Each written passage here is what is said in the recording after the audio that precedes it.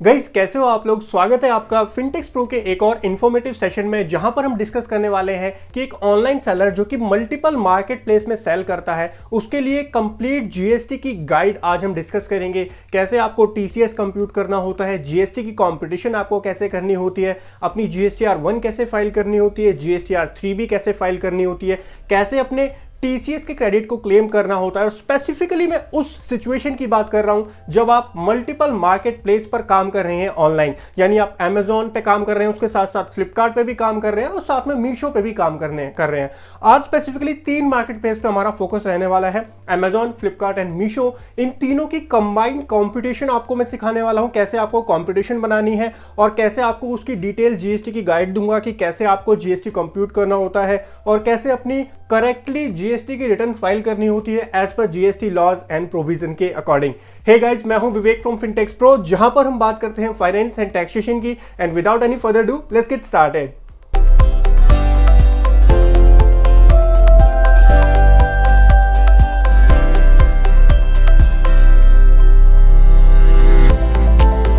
Guys, video start करने से पहले ये जो वीडियो है थोड़ी सी लंबी होगी क्योंकि मैंने डिटेल में बिल्कुल डिस्कस किया है और बिल्कुल आपको लाइव एग्जांपल दिखाया है कैसे आपको कंपटीशन करनी होती है, कैसे आपको रिटर्न फाइल करनी होती है। नीचे आपको डिस्क्रिप्शन में टाइम स्टैम्प मिल जाएगा जहां से आप स्किप कर सकते हैं और स्विच कर सकते हैं किसी दूसरे सेशन पर। बट मैं यही एडवाइस करूंगा, अगर आप जीएसटी की रिटर्न सीखना चाहते हैं एज अ ऑनलाइन सेलर तो आप कंप्लीट वीडियो को पूरा जरूर देखें। साथ के साथ ये जो एक्सेल शीट्स मैंने यूज की हैं, जो कॉम्पिटिशन शीट्स मैंने यूज की हैं अपनी वीडियो के अंदर, उसका लिंक नीचे आपको डिस्क्रिप्शन में मिल जाएगा, वहां से आप डाउनलोड कर सकते हो। और गाइस, साथ में एक छोटा सा डिस्क्लेमर, जीएसटी लॉज और प्रोविजन जो है वो बहुत ही फ्रीक्वेंटली चेंज होते रहते हैं। सो अगर कोई भी चेंज आता है तो फर्दर मैं डिस्क्रिप्शन में उसको अपडेट कर दूंगा। सो गाइस, चलते हैं सीधा सिस्टम पे और स्टार्ट करते हैं आज के इस सेशन को। सो गाइज, आ चुके हैं सिस्टम पे। आपको बिल्कुल जीरो से दिखाऊंगा मैं कैसे आपको अपनी जीएसटी रिपोर्ट्स की हेल्प से कंपटीशन प्रिपेयर करनी होती है और फिर उस कंपटीशन से कैसे आपको अपनी जीएसटी की रिटर्न्स फाइल करनी होती है। जीएसटीआर 1, जीएसटीआर 3B और टीसीएस रिटर्न, ये 3 मेन रिटर्न्स होती हैं जो आपको as a online seller file करनी होती हैं अपने जीएसटी वाले पोर्टल के ऊपर जा करके। इसकी कंपटीशन भी एक इंपॉर्टेंट पार्ट होती है जहां पर आपको अपनी सेल्स और परचेज की डिटेल डालनी होती है, आपको अपना आईटीसी क्लेम करना होता है। आईटीसी में थोड़ी सी टेक्निकल एरर्स आती हैं, थोड़ा सा आपको पता होना चाहिए लॉस के बारे में, और रेगुलरली चेंज भी होता रहता है लॉ। सो आईटीसी वाला जो पॉइंट होता है वो थोड़ा सा क्रूशियल होता है समझना, वो भी मैं आज डिस्कस करूंगा। गाइस, वीडियो थोड़ी सी लंबी हो सकती है क्योंकि मैं सारी चीज़ें डिटेल में डिस्कस करने वाला हूँ। बिल्कुल आपको प्रैक्टिकल एक क्लाइंट का लाइव दिखाऊंगा जो पॉइंट्स हम कंसिडर करते हैं वाइल फाइलिंग और कंप्यूटिंग द जीएसटी। सो चलिए सीधा आपको सबसे पहले डेटा दिखाता हूं जो हमको क्लाइंट से मिलता है। 3 मार्केट प्लेस, जैसा कि मैंने आपको ऑलरेडी बताया हुआ है, 3 मार्केट प्लेस का डेटा जो है वो है, और तीनों मार्केट प्लेस का हम एक शीट के अंदर पहले कंपटीशन बनाएंगे, फिर उसकी जीएसटी की रिटर्न फाइल करने की तरफ चलेंगे। देखिए, अमेजोन, फ्लिपकार्ट एंड मीशो, इन 3 जो मार्केट प्लेस हैं, इन 3 मार्केट प्लेस में हमारा ये सेलर काम करता है और इसकी जो है हम R1 और 3B प्रिपेयर करने वाले हैं, जीएसटी की कंपटीशन करने वाले हैं।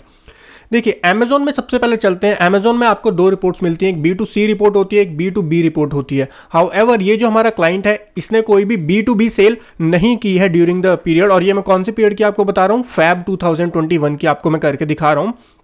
सो B2B की अमेजोन के ऊपर कोई भी सेल नहीं है, इसलिए खाली B2C का डेटा मेरे को प्रोवाइड किया है क्लाइंट ने। वरना आप चेक कर सकते हो अपने रिपोर्ट वाले सेक्शन में जा करके, अपने अमेजोन सेलर सेंटर में रिपोर्ट वाले सेक्शन में जाके चेक कर सकते हो। MTR रिपोर्ट जो होती हैं वहां पे आप चेक कर लो, अगर आपकी B2B रिपोर्ट आ रही है तो वो भी आपको चाहिए यहाँ पर, उसका भी आपको यूज करना पड़ेगा। देन फ्लिपकार्ट में हमारी 2 रिपोर्ट्स आती हैं। फ्लिपकार्ट में जो एक होती है जीएसटी रिपोर्ट, एक होती है सेल्स रिपोर्ट। देखिए, अगर आप फ्लिपकार्ट के अंदर ना खाली फ्लिपकार्ट पे ही सेल करते हो, आप अमेजोन और मीशो पे सेल नहीं करते, तो आपका काम कंपैरेटिवली काफ़ी इजी हो जाता है। क्यों? क्योंकि फ्लिपकार्ट आपको एक जीएसटी रिपोर्ट बना करके देता है जहां से सिंपली डेटा आप क्या कर सकते हो, अपनी जीएसटी की रिटर्न में डाल सकते हो, जीएसटीआर 1 के अंदर जा करके डाल सकते हो। देखिए, ये रिपोर्ट्स होती है, इस टाइप की कुछ फ्लिपकार्ट की जीएसटी की रिपोर्ट होती है। लेकिन हमारे केस में थोड़ी सी प्रॉब्लम इसलिए आ जाती है क्योंकि हमारा खाली फ्लिपकार्ट पे काम नहीं कर रहे हैं, हमारा जो क्लाइंट है वो 3 जगह काम कर रहा है, मीशो पे भी काम कर रहा है, फ्लिपकार्ट पे भी है और अमेजोन पे भी काम कर रहा है। तो खाली हम ये वाली डिटेल तो डाल नहीं सकते फ्लिपकार्ट की, हमको तो तीनों का टोटल चाहिए होगा। इसीलिए हमारे लिए जीएसटी की जो ये रिपोर्ट है ये इररेलेवेंट हो जाती है हमारे वाले केस में। सो अगर आप भी मल्टीपल मार्केट प्लेस में काम करते हैं, आपके लिए जीएसटी की रिपोर्ट किसी एक मार्केट प्लेस की उसका कोई रेलेवेंस नहीं रह जाता है, क्योंकि ऑब्वियसली उसको आप यूज़ नहीं कर सकते हो, इनकम्प्लीट डेटा होता है वो, क्योंकि फ्लिपकार्ट अमेजोन और मीशो का डेटा तो बताएगा नहीं, वो तो खाली फ्लिपकार्ट का डेटा ही बताएगा। तो हमको जो यूज़ करना होता है वो हम यूज़ करेंगे सेल्स रिपोर्ट का यूज़ करेंगे, और सेल्स रिपोर्ट के साथ में कैशबैक रिपोर्ट होती है। इसमें कोई आइटम नहीं है, आपका अगर है तो मैं आपको गाइड करूंगा जब इसकी कंपटीशन अभी थोड़ी देर में समझेंगे कैसे आपको कैशबैक की रिपोर्ट्स का डेटा डालना होता है। एक एक चीज़ बताऊंगा मैं डिटेल में कैसे आपको फाइल करनी होती है, कोई प्रॉब्लम नहीं आएगी आपको, ठीक है। तो ये सेल्स रिपोर्ट हम यूज़ करेंगे फ्लिपकार्ट के लिए। एंड लास्ट हमारी होती है मीशो। देखो मीशो में भी, अब मीशो आपको फॉरवर्ड रिपोर्ट भी देता है, मीशो आपको रिटर्न की रिपोर्ट्स भी देता है, लेकिन जब आप जीएसटी फाइल करने जाते हो तो आपके लिए जो रेलिवेंट रिपोर्ट होती है वो होती है मीशो कि जीएसटी रिपोर्ट। मीशो एक जीएसटी रिपोर्ट भी देता है, तो वो जीएसटी रिपोर्ट आपको जो मीशो के अपने डैशबोर्ड से जाकर के, पोर्टल से जाकर के डाउनलोड करनी है, उसकी हेल्प से आप अपनी जीएसटी की कंपटीशन कर सकते हो। सो ये हमारी 3 डेटा हो गया, ये डेटा हमारे पास आ चुका है। उसके बाद आती है बारी जीएसटी कंपटीशन की। तो ये हमारी एक कंपटीशन शीट है जो कि हमारी टीम ने डेवलप की है, आपको ये चाहिए।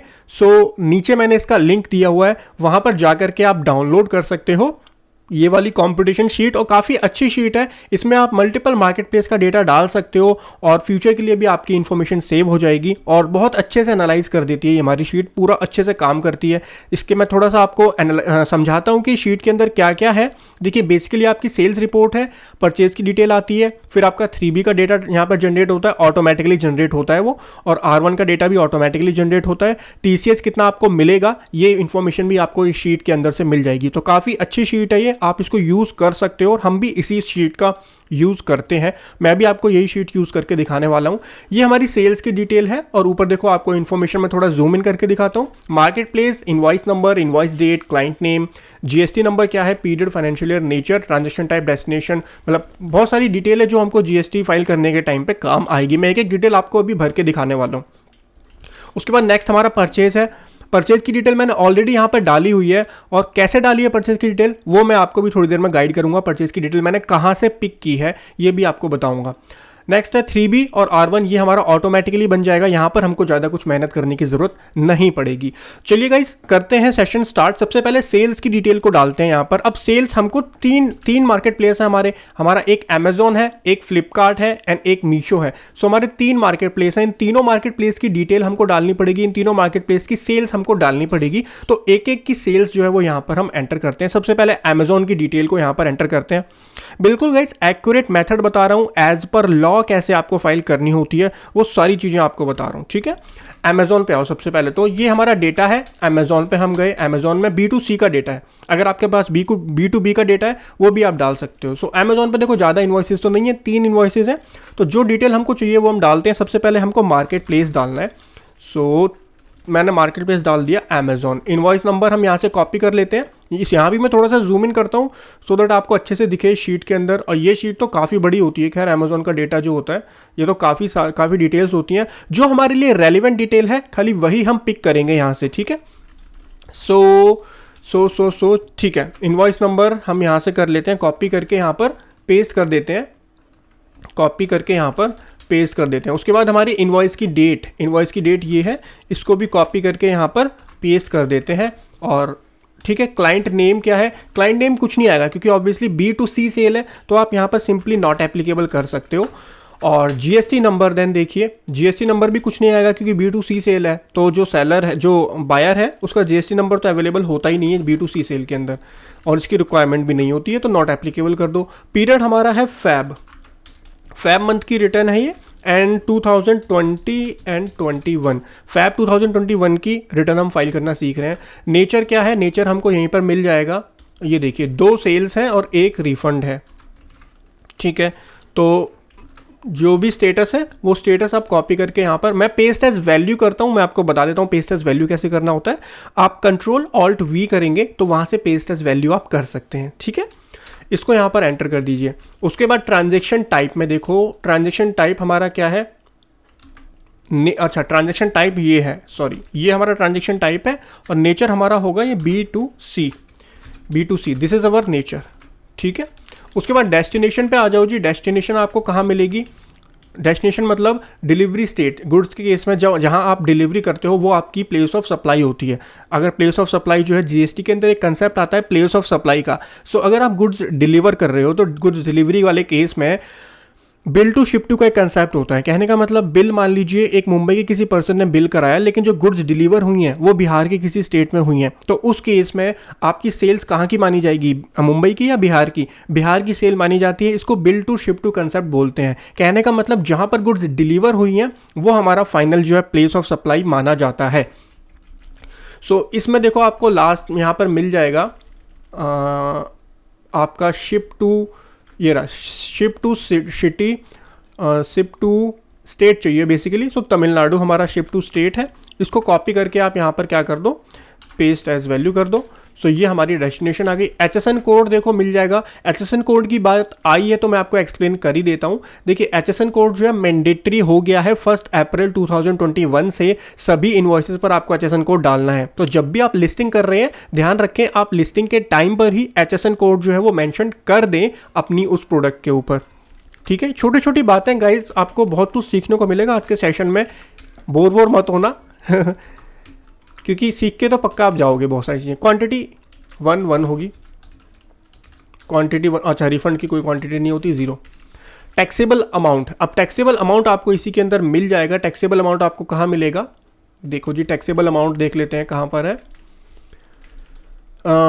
Total tax amount, tax exclusive gross, इस वाले कॉलम को ध्यान से देखो। ये वाला कॉलम जो होता है ना, टैक्स एक्सक्लूसिव ग्रॉस का मतलब क्या होता है, यहाँ पर देखो, मतलब इसके अंदर टैक्स इंक्लूड नहीं है। बिना टैक्स के जो अमाउंट होता है उसको हम बोलते हैं टैक्सेबल वैल्यू। ठीक है, सो this is our taxable value. इसको आप कॉपी करो और पेस्ट करो यहाँ पर, पेस्ट एज वैल्यू करो यहाँ पर। अब एक चीज़ ध्यान रखो, आपकी जो ये लास्ट वाली ये नेगेटिव आ रही है, तो ये नेगेटिव क्यों आ रही है, क्योंकि ये रिफंड है। ठीक है, तो रिफंड है तो वो नेगेटिव ही आएगा ऑब्वियसली। और कौन से इनवॉइस का रिफंड है, देखो इनवॉइस नंबर 2 जो था जो बायर है, कस्टमर है, उसने वापस कर दिया तो इनवॉइस नंबर 2 का रिफंड हो गया। तो ऑब्वियसली वो हमारी सेल नहीं होगी, तो हमने ऊपर सेल दिखाई 400 और ये -400 आ गया, तो वो सेट ऑफ हो जाएगा। ठीक है, पॉइंट समझ गए आप। उसके बाद रेट आप यहाँ पर डाल दो। रेट आपको मिल जाएगा इसके अंदर 18% रेट है, ये देखो 18% आ रहा है।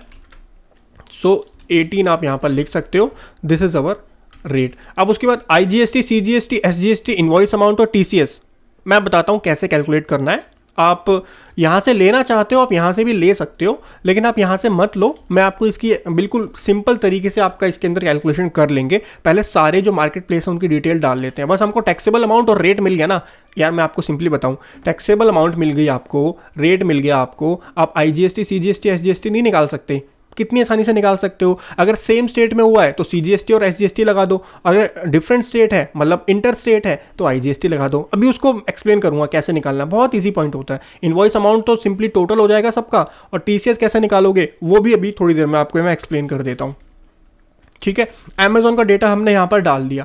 अमेजोन के डेटा के बाद अमेजोन को क्लोज कर दो भाई, अमेजोन आपका काम हो चुका है। नेक्स्ट आ जाओ फ्लिपकार्ट के डेटा की तरफ। फ्लिपकार्ट में GST रिपोर्ट मैंने आपको बता दिया, GST रिपोर्ट पे तो हमारे किसी काम की रही नहीं, क्योंकि इसके अंदर खाली फ्लिपकार्ट का डिटेल आएगी ना। हमको तो चाहिए जो फ्लिपकार्ट भी चाहिए, अमेजोन भी चाहिए और मीशो भी चाहिए। तो इस सिचुएशन में हम जो है GST रिपोर्ट का यूज़ नहीं कर पाएंगे, हमको फ्लिपकार्ट की सेल्स रिपोर्ट का ही यूज़ करना पड़ेगा यहाँ पर। सो फ्लिपकार्ट की सेल्स रिपोर्ट को ओपन करते हैं और काफ़ी जो है ये देखो इसकी भी सेल्स रिपोर्ट बहुत बड़ी होती है। अब इसमें से रेलिवेंट कॉलम कौन कौन से हैं वो मैं आपको गाइड कर देता हूँ जो आपको चाहिए। ठीक है, देखो जी स्टार्टिंग में आओ, सबसे पहले तो फ्लिपकार्ट मार्केट प्लेस यहाँ पर लिख देते हैं फ्लिपकार्ट। ठीक है, इनवॉइस नंबर डालना है। देन हमको इनवॉइस नंबर कहाँ है, इनवॉइस नंबर आपको मिलेगा BUYER, buyer invoice ID। This is buyer invoice ID को आप कॉपी कर लो और यहाँ पर पेस्ट एज वैल्यू कर दो, सिंपली ये आ गया। उसके बाद इनवॉइस की डेट आपको यहाँ पर मिल जाएगी, ये इनवॉइस की डेट होती है। Ctrl+C करके Ctrl+V कर लो एंड यहाँ पर वैल्यू। अब यहाँ पर लेकिन एक प्रॉब्लम आ गई, देखो फॉर्मेट हमारा थोड़ा सा उल्टा सीधा हो गया, इसको ठीक कर लेते हैं। आप जाओ कहाँ पर, आपको जाना है डेटा के अंदर, टेक्स्ट टू कॉलम के अंदर जाओ, फिक्स विथ वाले पे क्लिक करो एंड नेक्स्ट करके यहाँ से इसको नेक्स्ट करके फिनिश कर दो। ओके, और ये जो मतलब सेपरेट हो गया, डेट हमारी सेपरेट हो गई। टाइम, ये बेसिकली टाइम होता है, टाइम में 00 डाल के देते हैं, तो ये सेपरेट हो गया। इसको करके डिलीट कर दो। ये तो छोटा सा मैंने आपको एक्सेल का एक फंक्शन बताया। एंड देन B2C ही हो है यहाँ पर, तो B2C है तो सबको नॉट एप्लीकेबल कर देते हैं, मतलब ना कोई GST नंबर है ना क्लाइंट का नेम आएगा। पीरियड हमारा फाइनेंशियल ईयर सेम रहेगा, नेचर भी B2C रहेगा। उसके बाद ट्रांजैक्शन टाइप जो है वो हमको यहाँ पर मिल जाएगा। सो ट्रांजैक्शन टाइप मिलेगा हमको कहाँ पर, मैं बताता हूँ आपको, ये रहा इवेंट टाइप। यहाँ पर इवेंट टाइप देता है फ्लिपकार्ट। सो हमने अपनी शीट में इसको ट्रांजैक्शन टाइप लिखा हुआ है। इसको कंट्रोल V करके आप यहाँ पर वैल्यू जो है वो कंट्रोल एज अ वैल्यू यहाँ पर पेस्ट कर सकते हो। डेस्टिनेशन में देखो फिर से मैं आपको वही पॉइंट बताऊंगा कि शिप टू, बिल टू और शिप टू। तो जहाँ पर शिप हुआ है, शिप का मतलब जहाँ पर डिलीवरी हुई है गुड्स की, वो स्टेट हमको लेना होता है as per the provisions of point of supply के जो प्रोविजन होते हैं उसके अकॉर्डिंग। देखिए फ्लिपकार्ट हमको दोनों चीज़ देता है, बिल टू और शिप टू दोनों देता है।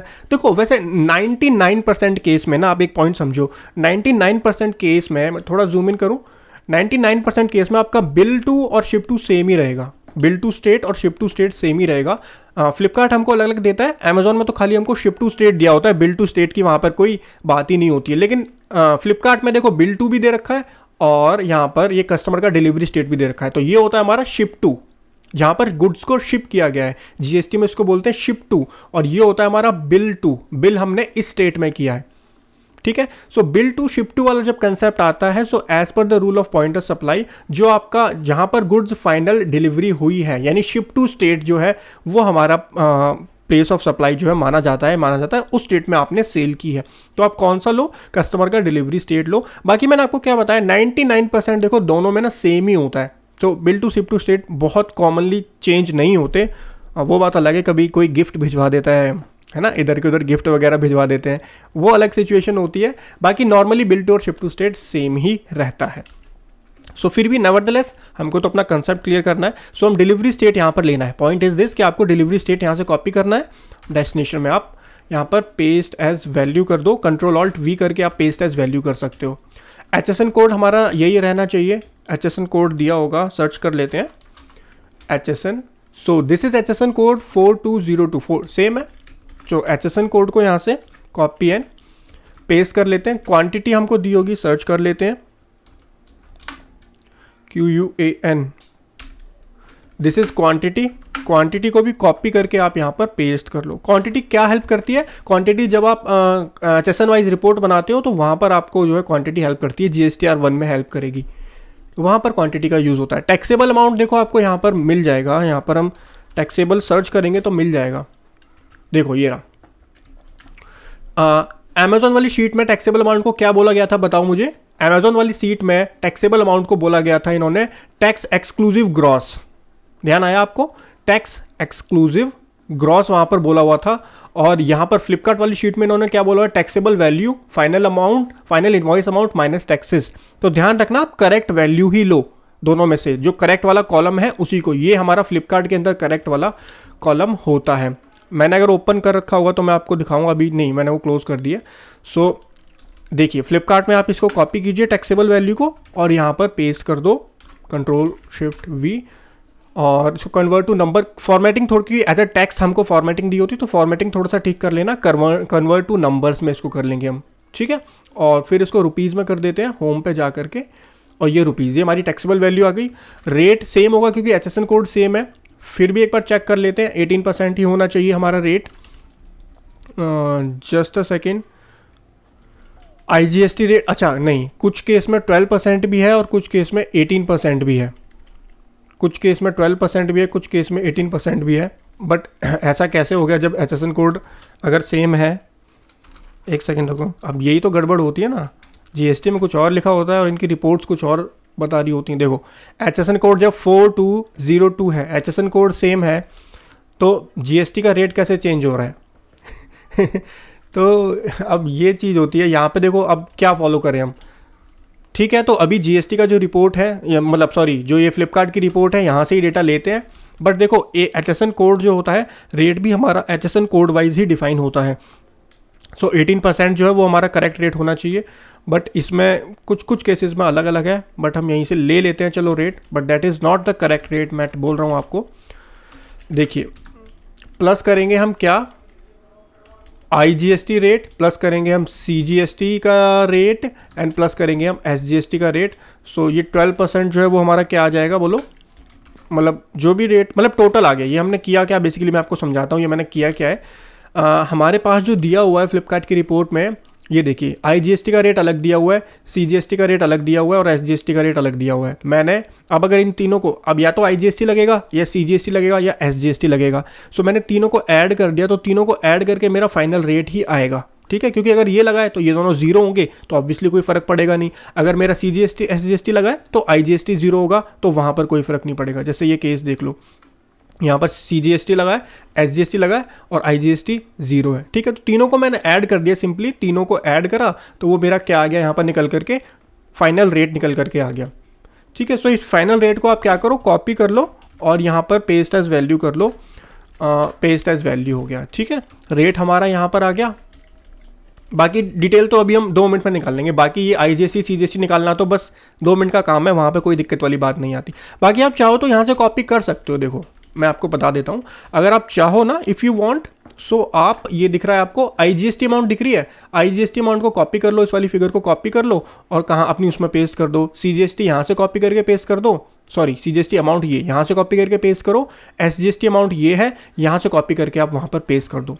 बट ठीक है, अब इसमें से कर सकते हो, बट हम खुद अपनी कैलकुलेशन कर लेंगे, क्योंकि बात तो वही है ना, इसका 18% निकाल दो तो IGST आ जाएगा, 9% निकाल दो CGST और 9% निकाल दो तो SGST आ जाएगा। वो कंपटीशन हम खुद भी कर सकते हैं, ठीक है। ठीक है सर। सो इस वाले कॉलम में कर देते हैं, फ्लिपकार्ट की हमारा डिटेल यहाँ पर आ गई, ठीक है। 2 मार्केट प्लेस हमने यहाँ पर एंटर कर दिए, कौन कौन से, अमेजोन का मार्केट प्लेस यहाँ पर एंटर कर दिया, फ्लिपकार्ट का मार्केट प्लेस हमने यहाँ पर एंटर कर दिया। चलते हैं अपने थर्ड मार्केट प्लेस की तरफ, मीशो की डिटेल भी एंटर कर देते हैं। इसको सेव करो और मीशो पे आ जाओ। मीशो की डिटेल आ गई। अब मीशो में देखो काफ़ी रिटर्न्स आती हैं। मीशो में आपको जो है एक फॉरवर्ड रिपोर्ट मिलेगी, जो आपने सेल करी उसकी होती है बेसिकली फॉरवर्ड रिपोर्ट। एक आपकी रिटर्न की रिपोर्ट होती है एंड एक आपकी जो होती है फॉरवर्ड एंड रिटर्न, मतलब कमीशन की, कोई शिपिंग की होती है।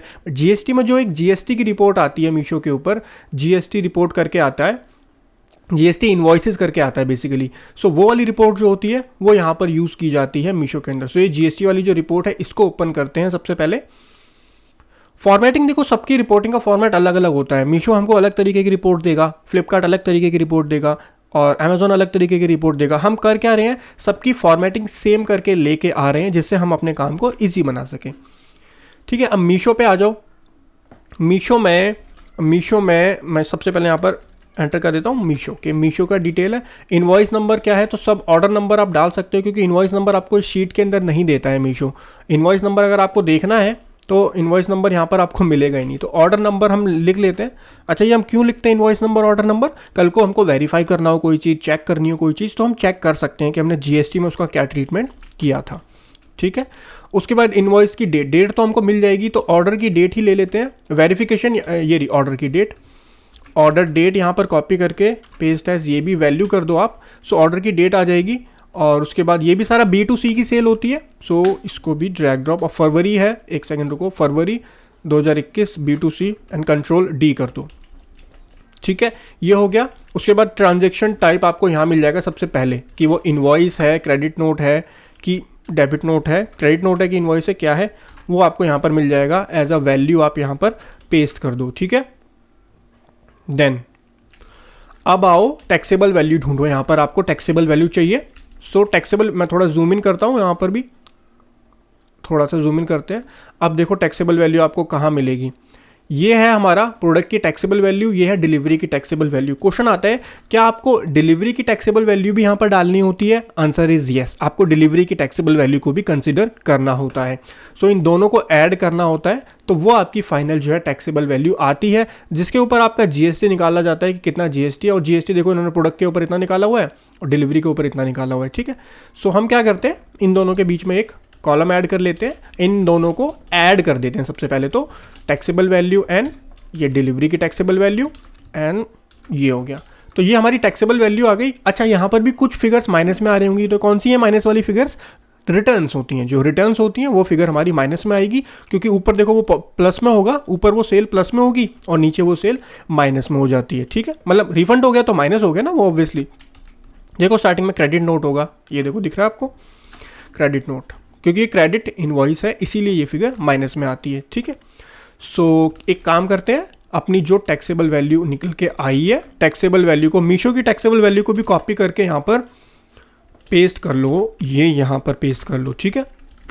ये हमने पेस्ट कर लिया। देन हमको चाहिए क्या बोलो, हमको डेस्टिनेशन स्टेट। देन हमको गाइस क्या चाहिए, आ जाओ अपनी शीट के अंदर, हमको डेस्टिनेशन का स्टेट चाहिए होता है कि कहाँ पर आपने सेल्स की है, ठीक है। सो डेस्टिनेशन स्टेट आपकी कहाँ पर आएगी, यहाँ पर आपको मिल जाएगा, ये सप्लायर स्टेट है, ये नहीं लेना, जहाँ पर आपने सेल किया है, जिस स्टेट में आपने सेल की है, सो वो आपको ये रहा रीसेलर स्टेट। ये रीसेलर का स्टेट कौन सा है, ये स्टेट जो है वो रीसेलर मतलब फाइनल कंज्यूमर जो है, जिसको आपने गुड्स बेचा है, जिसको आपने प्रोडक्ट बेचा है, उसका स्टेट आपको यहाँ पर दिया हुआ है। इसको क्या करो, कॉपी करके यहाँ पर आप पेस्ट एज वैल्यू कर दो। सो हमारा ये स्टेट आ गया। HSN कोड भी आपको इसके अंदर मिल जाएगा, सर्च मार लेते हैं HSN कोड। HSN कोड नहीं है मीशो वाले रिपोर्ट के अंदर, HSN कोड नहीं आ रहा है हमारा।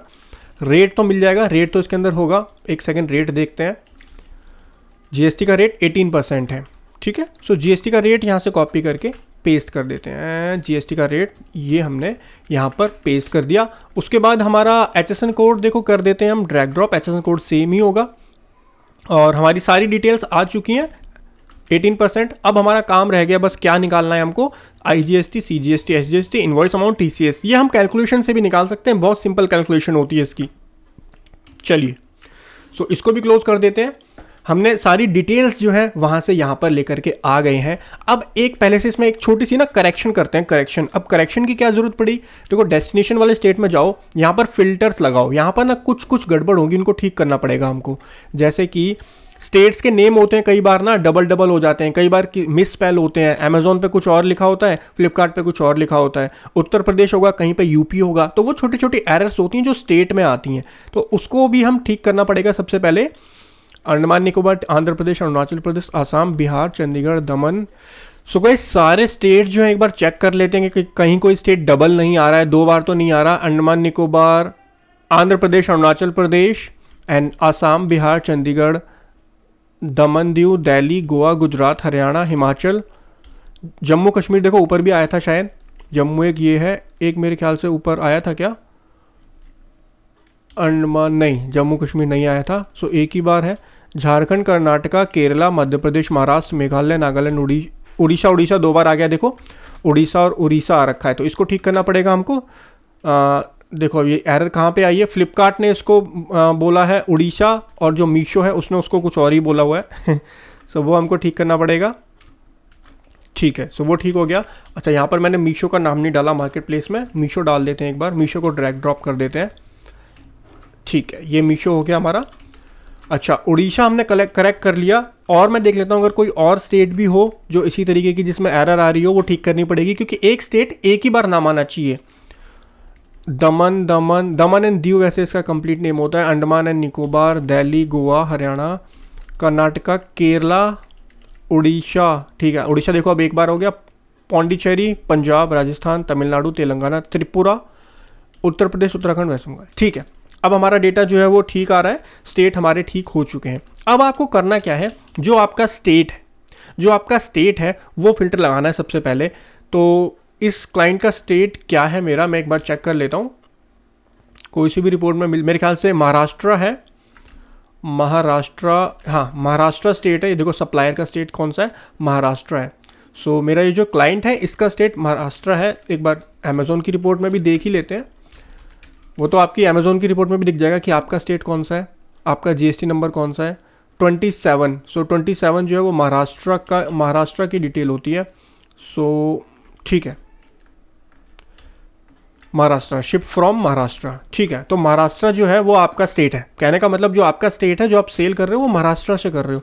सो एक काम करो, यहाँ पर एक फ़िल्टर लगाओ और स्टेट के अंदर फ़िल्टर कैसे लगता है, Ctrl+Shift+L जो होता है वो शॉर्टकट की होता है, बाकी आप यहाँ से भी फ़िल्टर लगा सकते हो ऊपर से, ठीक है। डेस्टिनेशन पे आप क्या करो, डेस्टिनेशन में जाओ और डेस्टिनेशन में आपको क्या डालना है, महाराष्ट्र पे टिक करो सबसे पहले। वेयर इज़ महाराष्ट्र, मेघालय, महाराष्ट्र ऊपर, ये रहा महाराष्ट्र, ठीक है, यानी जो महाराष्ट्र में आपने सेल करी वो आपकी इंट्रा स्टेट सेल होती है ना। जीएसटी के अंदर दो टाइप्स की सेल होती है, एक होती है INTRA इंट्रा, एक होती है INTER। सो इंटर और इंट्रा में क्या डिफरेंस होता है? जो सेल आपके सेम स्टेट के अंदर होती है उसको बोलते हैं इंट्रा स्टेट सेल, जो सेल एक स्टेट से दूसरे स्टेट में होती है उसको बोलते हैं इंटर स्टेट सेल। जो इंट्रा स्टेट सेल होती है वहां पर CGST एंड SGST लगता है, जो आपकी इंटर स्टेट सेल होती है वहां पर आपका IGST लगता है। ठीक है, पॉइंट क्लियर हो गया। तो हमने इंट्रा स्टेट पे फिल्टर लगाया, जो महाराष्ट्र की सेल है वो हमारे केस में इंट्रा स्टेट है। अब आपके केस पर डिपेंड करता है, अगर आप दिल्ली से बेच रहे हैं तो दिल्ली टू दिल्ली जो आप सेल करोगे वो आपके लिए इंट्रा स्टेट सेल होगी। ठीक है, सो आपके स्टेट पे डिपेंड करेगा कि वो आपका इंटर स्टेट है या इंटर स्टेट। सो महाराष्ट्र का ये क्लाइंट है और इसने जो महाराष्ट्र के अंदर सेल की होगी वो इंट्रा स्टेट सेल होगी, वो स्टेट सेल हमारी इंट्रा स्टेट सेल होगी। और इंट्रा स्टेट सेल में क्या लगेगा? CGST and SGST। सो हमारा IGST तो जीरो आएगा। सबसे पहले मैं IGST को इस केस में जीरो कर देता हूँ एंड देन उसके बाद में CGST एंड SGST आपको निकाल करके दिखाता हूँ कि ये कैसे निकलेगा। तो सिंपल है, CGST मतलब जो टोटल रेट है, रेट का आधा होगा CGST, आधा होगा SGST, और SGST भी निकालने की जरूरत नहीं है। जो CGST जितना CGST होगा उतना ही SGST होगा। ये तो मैथ की कैलकुलेशन है, आप समझ जाओगे। मैं थोड़ा सा जूम इन और करता हूँ सो दैट आपको अच्छे से ये समझ आए कि क्या फॉर्मूला हम यहाँ पे लगा रहे हैं। देखो, सबसे पहले फॉर्मूला लगाओ आप, इक्वल टू एक ब्रैकेट के अंदर लगाओ टैक्सेबल वैल्यू का multiply by this percentage and इसको आप क्लोज करो। ठीक है, इसका इतना परसेंट यानी 566 का हमको 12% दे दो। एक्सेल को हमने ये कमांड दी और हमने एक्सेल से बोला ये तो लेकिन टोटल वैल्यू हो जाएगी ना, हमको तो CGST अलग चाहिए, SGST अलग चाहिए, तो इसका 50% जो है वो हमारा CGST होगा, 50% SGST होगा।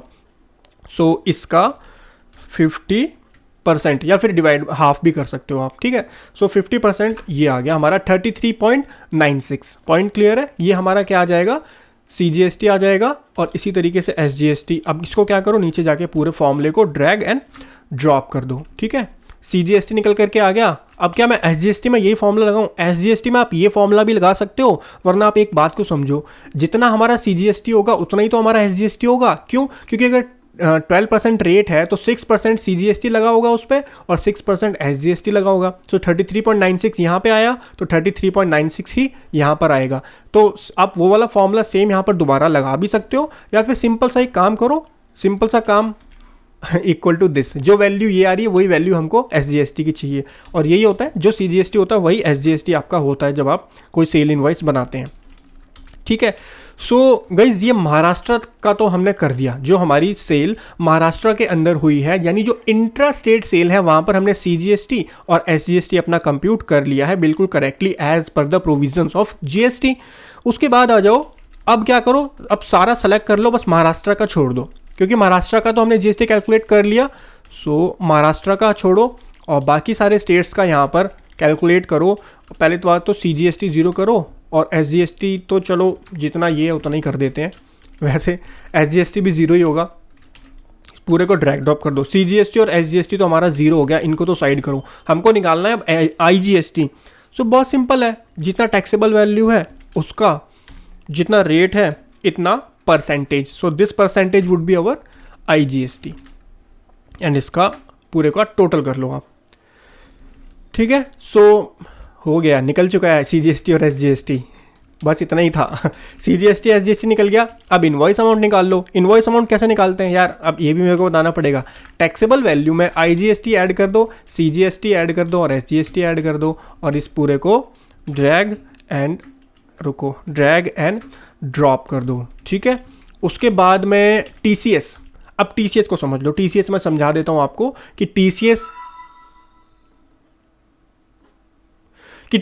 गाइस किस रेट पे कैलकुलेट होता है। TCS वाले पॉइंट को भी क्लियरली समझ लेते हैं। देखो क्या होता है ना, जब आप ऑनलाइन सेलिंग कर रहे होते हो तो गवर्नमेंट ने बोला है कि जो ई-कॉमर्स ऑपरेटर है, यानी जो Amazon है, जो फ्लिपकार्ट है, जो मीशो है, इन सबको क्या काटना पड़ेगा, इन सबको TCS काटना पड़ेगा। TCS और TCS का रेट कितना बताया हुआ है, 1% का TCS काटना पड़ेगा। किसके ऊपर? टैक्सेबल वैल्यू के ऊपर। बताओ हमारे इसके अंदर टैक्सेबल वैल्यू कौन सी है? ये हमारी टैक्सेबल वैल्यू है। सो इसका 1% क्या होगा? TCS होगा। पॉइंट क्लियर है, पॉइंट क्लियर है। जो ये है इसका 1% हमारा TCS कैलकुलेट होके आता है। लेकिन मीशो में कभी कभी TCS नहीं करता है, लेकिन हमारे इस वाले केस में मीशो में अगर आप डायरेक्ट सेलिंग कर रहे हैं ना मीशो में, तो आपका मीशो के अंदर भी TCS काटा जाएगा। तो इस वाले केस में हमारा क्लाइंट सेलिंग कर रहा है तो TCS कटेगा मीशो के अंदर। फिर भी मैं एक बार चेक कर लेता हूँ, मीशो की जो GST रिपोर्ट है उसमें आपको दिख जाएगा। और ये चीज़ अभी मैं आपको ना वेरीफाई भी करवा दूंगा यहाँ शीट एक्सेल, इस वाली जो रिपोर्ट्स आती हैं इनकी वहाँ से। TCS, हाँ जी देखो TCS काटा हुआ है इन्होंने, तो TCS कटेगा मीशो में भी।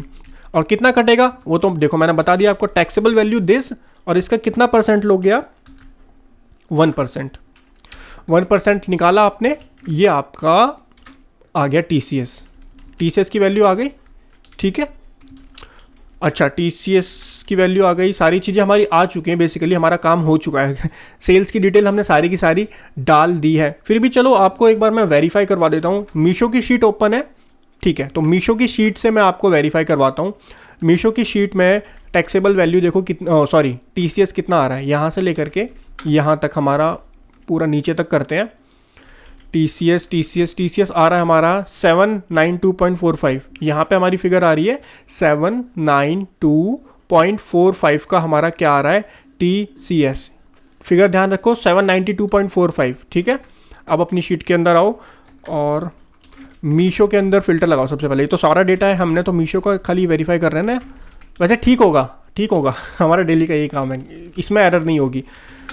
ये देख लो जी 792 आ गया, बिल्कुल सेम यहाँ दिख रहा है आपको, नहीं दिख रहा है, ये आ रहा है आपका 792.45 आ रहा है। सो पॉइंट जो फ्रैक्शन डिफरेंस है इतना तो देखो चलता है।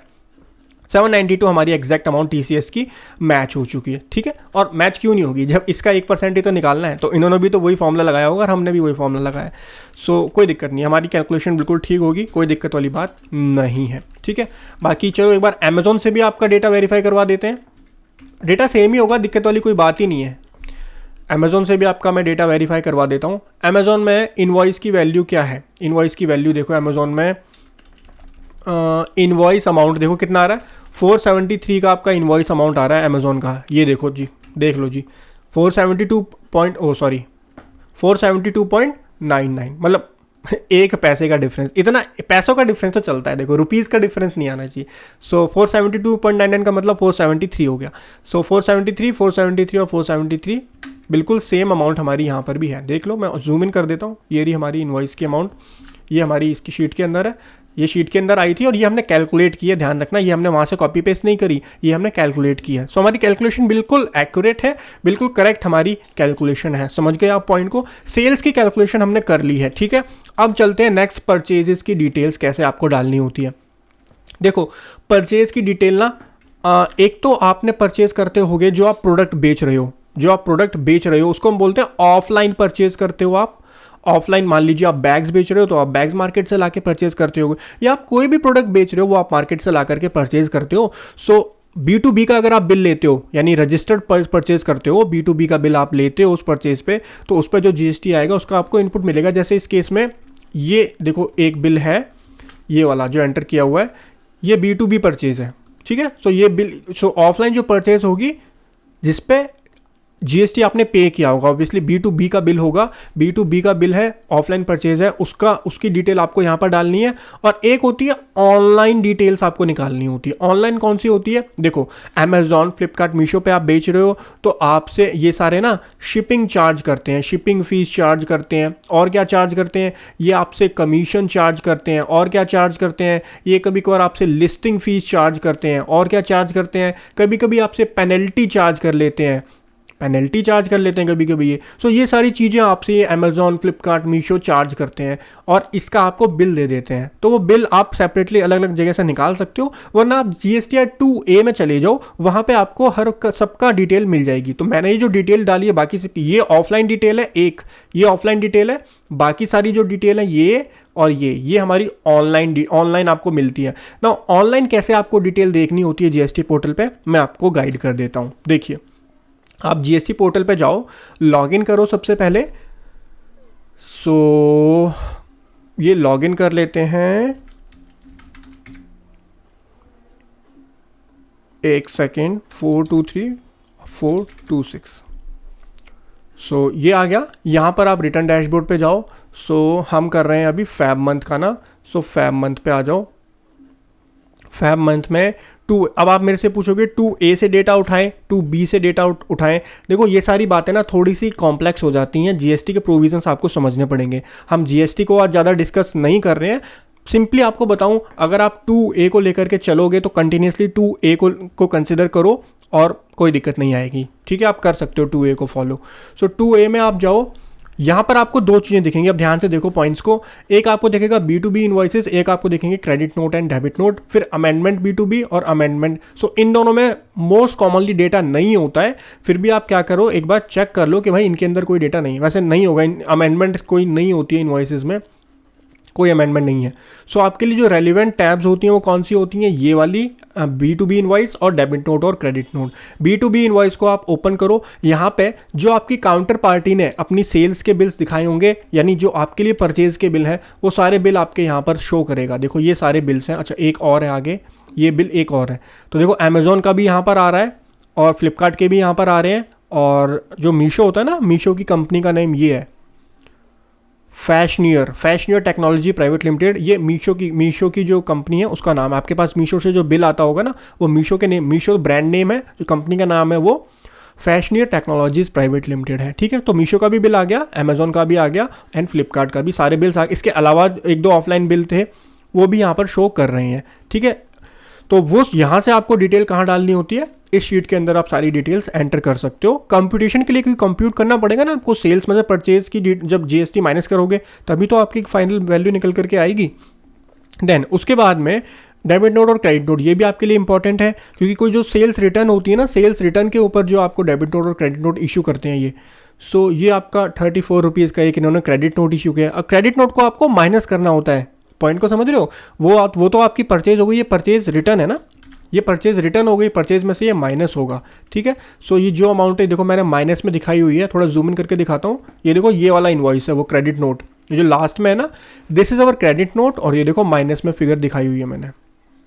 ठीक है, पॉइंट क्लियर है आपको। परचेज की डिटेल आपको कैसे डालनी है वहाँ से डाल सकते हो, और यही सारी आपको कमीशन रिपोर्ट, अगर कमीशन के इनवॉइस आप जनरेट करोगे ना, यही सारे इनवॉइसेज आपको जो है वहाँ पर मिल जाएंगे अपने अमेजोन के सेलर सेंटर पे, फ्लिपकार्ट के सेलर सेंटर पे और मीशो के सेंटर पे। ये सारे इनवॉइसेज आप वहाँ से भी डाउनलोड कर सकते हो, और सेम वैल्यू भी आपकी सेम होगी जो यहाँ पर शो कर रहा है। ठीक है, सो आपकी सेल्स की डिटेल आपने डाल दी, परचेज की डिटेल डालनी। अब आपकी कॉम्पिटिशन तो ऑलमोस्ट रेडी हो गई। कैसे, 3B के अंदर आओ। 3B में क्या करो, डेटा को एक बार यहाँ पर सेलेक्ट कर लो, कौन सा फाइनेंशियल पीरियड है, 20 एंड 21 करो, और मंथ हमारा एक फैब मंथ का है, तो डेटा ये आ गया। देन यहाँ पर अब ये जो टेबल्स है ना, ये टेबल्स का क्या यूज़ है मैं आपको थोड़ा समझाता हूँ पहले, वरना आप कहोगे ये कर क्या रहे हो, पहले समझा तो दो। ये आपकी ना जीएसटी की टेबल्स होती हैं। देखिए ये हम 3B एनालाइज कर रहे हैं, जीएसटीआर 3B को एनालाइज कर रहे हैं। जीएसटीआर 3B की आपकी एक होती है टेबल 3.1, टेबल 3.2, ये डेटा डालना होता है। अभी जीएसटी की रिटर्न भरेंगे, वहाँ पे आपको समझाऊंगा कैसे डेटा डालना होता है। पहले आपको जीएसटीआर 1 भरनी होती है, जिसमें आपको सेल्स की डिटेल डालनी होती है। उसके बाद आपको भरनी होती है जीएसटीआर 3B, जहाँ पर आपको सेल, परचेज की वैल्यूज शो करनी होती हैं, और जो आपका जीएसटी होता है वो पे करना होता है 3B में। जीएसटीआर 1 की जो ड्यू डेट होती है वो 11th होती है, और 3B की जो ड्यू डेट होती है वो 20th होती है। ठीक है, पॉइंट क्लियर है। सो 3B की ये टेबल्स होती हैं, यहाँ पर भी सेलेक्ट कर लो 2021 एंड फैब मंथ का ये डेटा हो गया हमारा। एंड सिमिलरली आईटीसी में भी आप कर लो 20 एंड 21, और मंथ आपका कौन सा हो गया, फैब मंथ का डेटा आपका ये आईटीसी यहाँ पर निकल करके आ जाएगा। ठीक है गाइस, ये सारे पॉइंट जो हैं वो क्लियर हो गए। अब एक बार आप वेरीफाई कर लो, क्योंकि सारे B2C थे, तो ये भी B2C की डिटेल है, ये भी B2C की डिटेल है, और यहाँ पर टेबल 3.2 में डालनी होती है हमको इंटर स्टेट B2C सप्लाई। ठीक है, यानी एक स्टेट से दूसरे स्टेट में आपने कितनी B2C की सप्लाई करी है वो आपको यहाँ पर डालनी होती है। सो जो आपका IGST है वो मैच करेगा दोनों ही केसेस में, 14,907 और 14,907। अच्छा, आपकी अगर कोई B2B सेल है ना, तो ये चीज़ मैच नहीं करेगी, ये ध्यान रखना। ये B2 नेचर देखो, क्योंकि ये टेबल नंबर 3 ये जीएसटी की रिपोर्टिंग का स्ट्रक्चर होता है। अब यहाँ पर मैं कुछ कंफ्यूज नहीं कर रहा हूँ। जीएसटी में जो रिपोर्ट करना होता है, टेबल नंबर 3.1 में आपको अपनी सारी की सारी सेल दिखानी होती है, टेबल नंबर 3.2 में आपको खाली B2C की सेल दिखानी होती है। सो अगर आपका कोई B2B का इन्वॉइस है ना, मान लो अमेजोन पे वैसे जनरली होते हैं B2B के इन्वॉइस, सो अगर कोई B2B का इन्वॉइस है तो हो सकता है आपकी यहाँ पर टैक्सेबल वैल्यू कुछ अलग आए, ज़्यादा है, क्योंकि यहाँ पे सारा आएगा और यहाँ पर आपकी टैक्सेबल वैल्यू कम आए। लेकिन हमारे केस में तो B2C ही है सारा, ये भी B2C है, ये भी B2C है, तो सारी फिगर्स भी हमारी देखो एग्जैक्टली मैच ही कर रही हैं, कोई डिफरेंस नहीं आ रहा है। ठीक है, ये पॉइंट क्लियर हो गया आपका 3B का। 3B में आपकी 3 टेबल्स रेलेवेंट होती हैं, इसकी हेल्प से आप अपनी 3B को फाइल कर सकते हैं, प्रिपेयर कर सकते हैं। अभी आजकल तो वैसे ऑटोमेटिकली जनरेट हो जाती है तो हमको इसकी ज़रूरत नहीं पड़ती, लेकिन फिर भी आप जो है डेटा वेरिफिकेशन के लिए इसका यूज़ कर सकते हो कि भाई आपका डेटा जो है 3B में ऑटोमेटिकली ठीक आ रहा है या नहीं आ रहा है। हमारे को जो फाइल करनी होती है वो फाइल करनी होती है GSTR 1 की रिपोर्ट हमको जो है वो फाइल करनी होती है। सो यहाँ पर आप फाइनेंशियल ईयर सेलेक्ट करो, जूम इन करता हूँ मैं थोड़ा सा। सबसे पहले आप यहाँ पर फाइनेंशियल ईयर 20 एंड 21 सेलेक्ट करो, उसके बाद नेचर कौन सा है, B2C नहीं, हमको B2B चाहिए होता है और B2B की कोई सेल है नहीं। ये GSTR 1 में हमको B2B की रिपोर्टिंग अलग से करनी होती है। B2B की कोई डिटेल है नहीं तो ब्लैंक कर देते हैं हम यहाँ पर, फिर कोई डेटा वैसे भी आएगा नहीं। हम फरवरी सेलेक्ट भी करेंगे इवन तो कोई डेटा हमारा यहाँ पर नहीं आएगा क्योंकि B2B की कोई सेल ही नहीं है। यहाँ पर हमारा सारा डेटा आएगा। जो नेक्स्ट टेबल है B2C स्मॉल इन्वॉइसेस की जो डिटेल होती है, तो 20 एंड 21 एंड यहाँ पर फैब मंथ आपको सेलेक्ट करना है। फैब मंथ की हमारी सारी डिटेल्स यहाँ पर आ जाएगी। ठीक है, ये हमारा गोवा स्टेट होता है, GSTR कोई स्टेट नहीं है, गोवा हमारा स्टेट होता है। ओके, अब सारी डिटेल्स आ चुकी है और रेट भी हमारा सेम है। लेकिन ना अब इसमें एक काम करो, मैं पहले आपको इसको थोड़ा सा चेंज करके दिखाता हूँ। चेंज क्यों कर रहा हूँ, क्योंकि इसके अंदर ना रेट आ रहा होगा आपका 12%, 18% और 18%, 18। मैं सबको एक्सपेंड कर देता हूँ एक बार। यहाँ पे एक्सपेंड पर जा करके आप एक्सपेंड एंटायर फील्ड कर दोगे। देखो रेट्स हमारे अलग अलग हैं। अब इसके अंदर 2 रेट्स, तो ये डेटा ना थोड़ा सा कन्वीनियंट नहीं होता। इसको ना मैं एक बार क्लासिक पाइवट टेबल में कन्वर्ट करता हूँ, सीख लो कैसे करते हैं। आप पाइवट टेबल को सेलेक्ट करो, आप जाओ एनालाइज में, ऑप्शन के अंदर जाओ, ऑप्शंस में जाओ, यहाँ पर डिस्प्ले आपको दिख रहा होगा। डिस्प्ले में ये जो ऑप्शन है ना क्लासिक पाइवट टेबल लेआउट, इसको सेलेक्ट कर लो एंड इसको ओके कर दो। ये इसके आगे आ जाएगा। लेकिन अब एक प्रॉब्लम आ गई कि देखो सब टोटल जो आ रहा है ना सबका, ये थोड़ा सा डेटा अच्छा नहीं लग रहा। देखो आंध्र प्रदेश, फिर आंध्र प्रदेश का टोटल, फिर असम का टोटल, तो ये डेटा थोड़ा सा अच्छा नहीं लग रहा। डिज़ाइन में जाओ, एक काम करो, सब टोटल पे क्लिक करो, डू नॉट शो सब टोटल दिख रहा है आपको, इस पर टिक कर दो। तो अब डेटा जो है वो ठीक हो गया। ठीक है, अब देखो हमारा आंध्र प्रदेश में 12% से ये डिटेल है, आंध्र प्रदेश में 18% से ये डिटेल है। ठीक है, R1 की डिटेल हमारी जो है वो ऐसी हमारे सारे स्टेट्स की आएगी क्योंकि स्टेट वाइज हमको रिपोर्टिंग करनी होती है।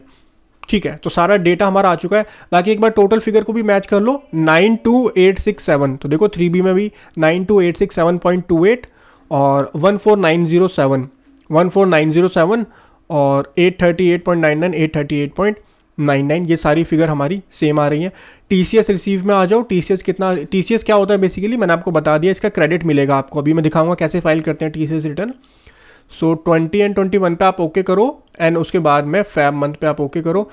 अमेजोन पे इतनी सेल टैक्सेबल वैल्यू इतनी है, उसके ऊपर TCS इतना है। आपको टोटल कितना TCS का रिफंड मिलेगा, क्रेडिट मिलेगा, 928.67 का क्रेडिट आपको मिलेगा। गाइज कॉम्पिटिशन हमारी रेडी हो चुकी है। चलते हैं अब पोर्टल पे, चलते हैं पोर्टल पे और समझते हैं GSTR 1 एंड GSTR 3B को कैसे फाइल किया है। तो डैशबोर्ड तो हमारा खैर ओपन ही है। यहाँ पे आप फाइल रिटर्न्स में आओगे ना, फाइल रिटर्न्स में आने के बाद में आप जो है यहाँ पर पीरियड सेलेक्ट करो। कौन सा पीरियड, फैब मंथ के लिए अभी हम कर रहे हैं। और फैब मंथ में सबसे पहले TCS रिटर्न देख लेते हैं। GSTR 1 और 3B बाद में बताऊंगा। आप रिटर्न्स में जाओ, TDS and TDS credit receive में जाओ, यहाँ पर आप पीरियड सेलेक्ट करो। कौन सा पीरियड है, फैब मंथ का आपका पीरियड है। TDS एंड TCS क्रेडिट के अंदर जाओ आप और यहाँ पर TCS क्रेडिट रिसीव दिख रहा है आपको, ये वाला जो ऑप्शन है ना नीचे वाला, इसके अंदर आपकी डिटेल आएगी। आपको क्या करना है, इस पर क्लिक करना है। और फैब मंथ में देखो अभी डेटा अपडेट नहीं हुआ है। इसका रीज़न क्या होता है कि एक GSTR 8 फाइल करनी होती है, GSTR 8 फाइल करनी होती है। किसको, जो ई-कॉमर्स ऑपरेटर्स होते हैं उनको। जब तक वो ई-कॉमर्स ऑपरेटर्स वो GSTR 8 फाइल नहीं करेंगे तब तक आपका यहाँ पर डेटा रिफ्लेक्ट नहीं होगा ऑटोमेटिकली। अमेज़ॉन ने तो अपनी की हुई है, अमेज़ॉन का तो देखो 4.01 आ रहा है, बट यहाँ पर अभी तक मीशो ने नहीं करी है और दूसरा हमारा फ्लिपकार्ट ने भी यहाँ पर नहीं करी है। सो अभी हम इसको एक्सेप्ट करके फाइल नहीं करेंगे, जब डेटा कुछ टाइम के बाद आ जाएगा तब हम इसको फाइल करेंगे। कुछ टाइम, कितना टाइम, 2-4 दिन का वेट करना पड़ेगा, उसके बाद यहाँ पर डेटा आएगा तब इसको फाइल करना, क्योंकि तब आपका सारा डिटेल आ जाएगी। अमेजोन का तो देखो मैच हो गया होगा, अमेजोन पे 400 नेट वैल्यू आ रही है, मैच कर लेते हैं, अमेजोन का तो हो ही गया होगा 400.84 एंड 4.01, ये देखो 4.01 का IGST है, 400.84 4.01, तो अमेजोन का डेटा तो मैच हो गया।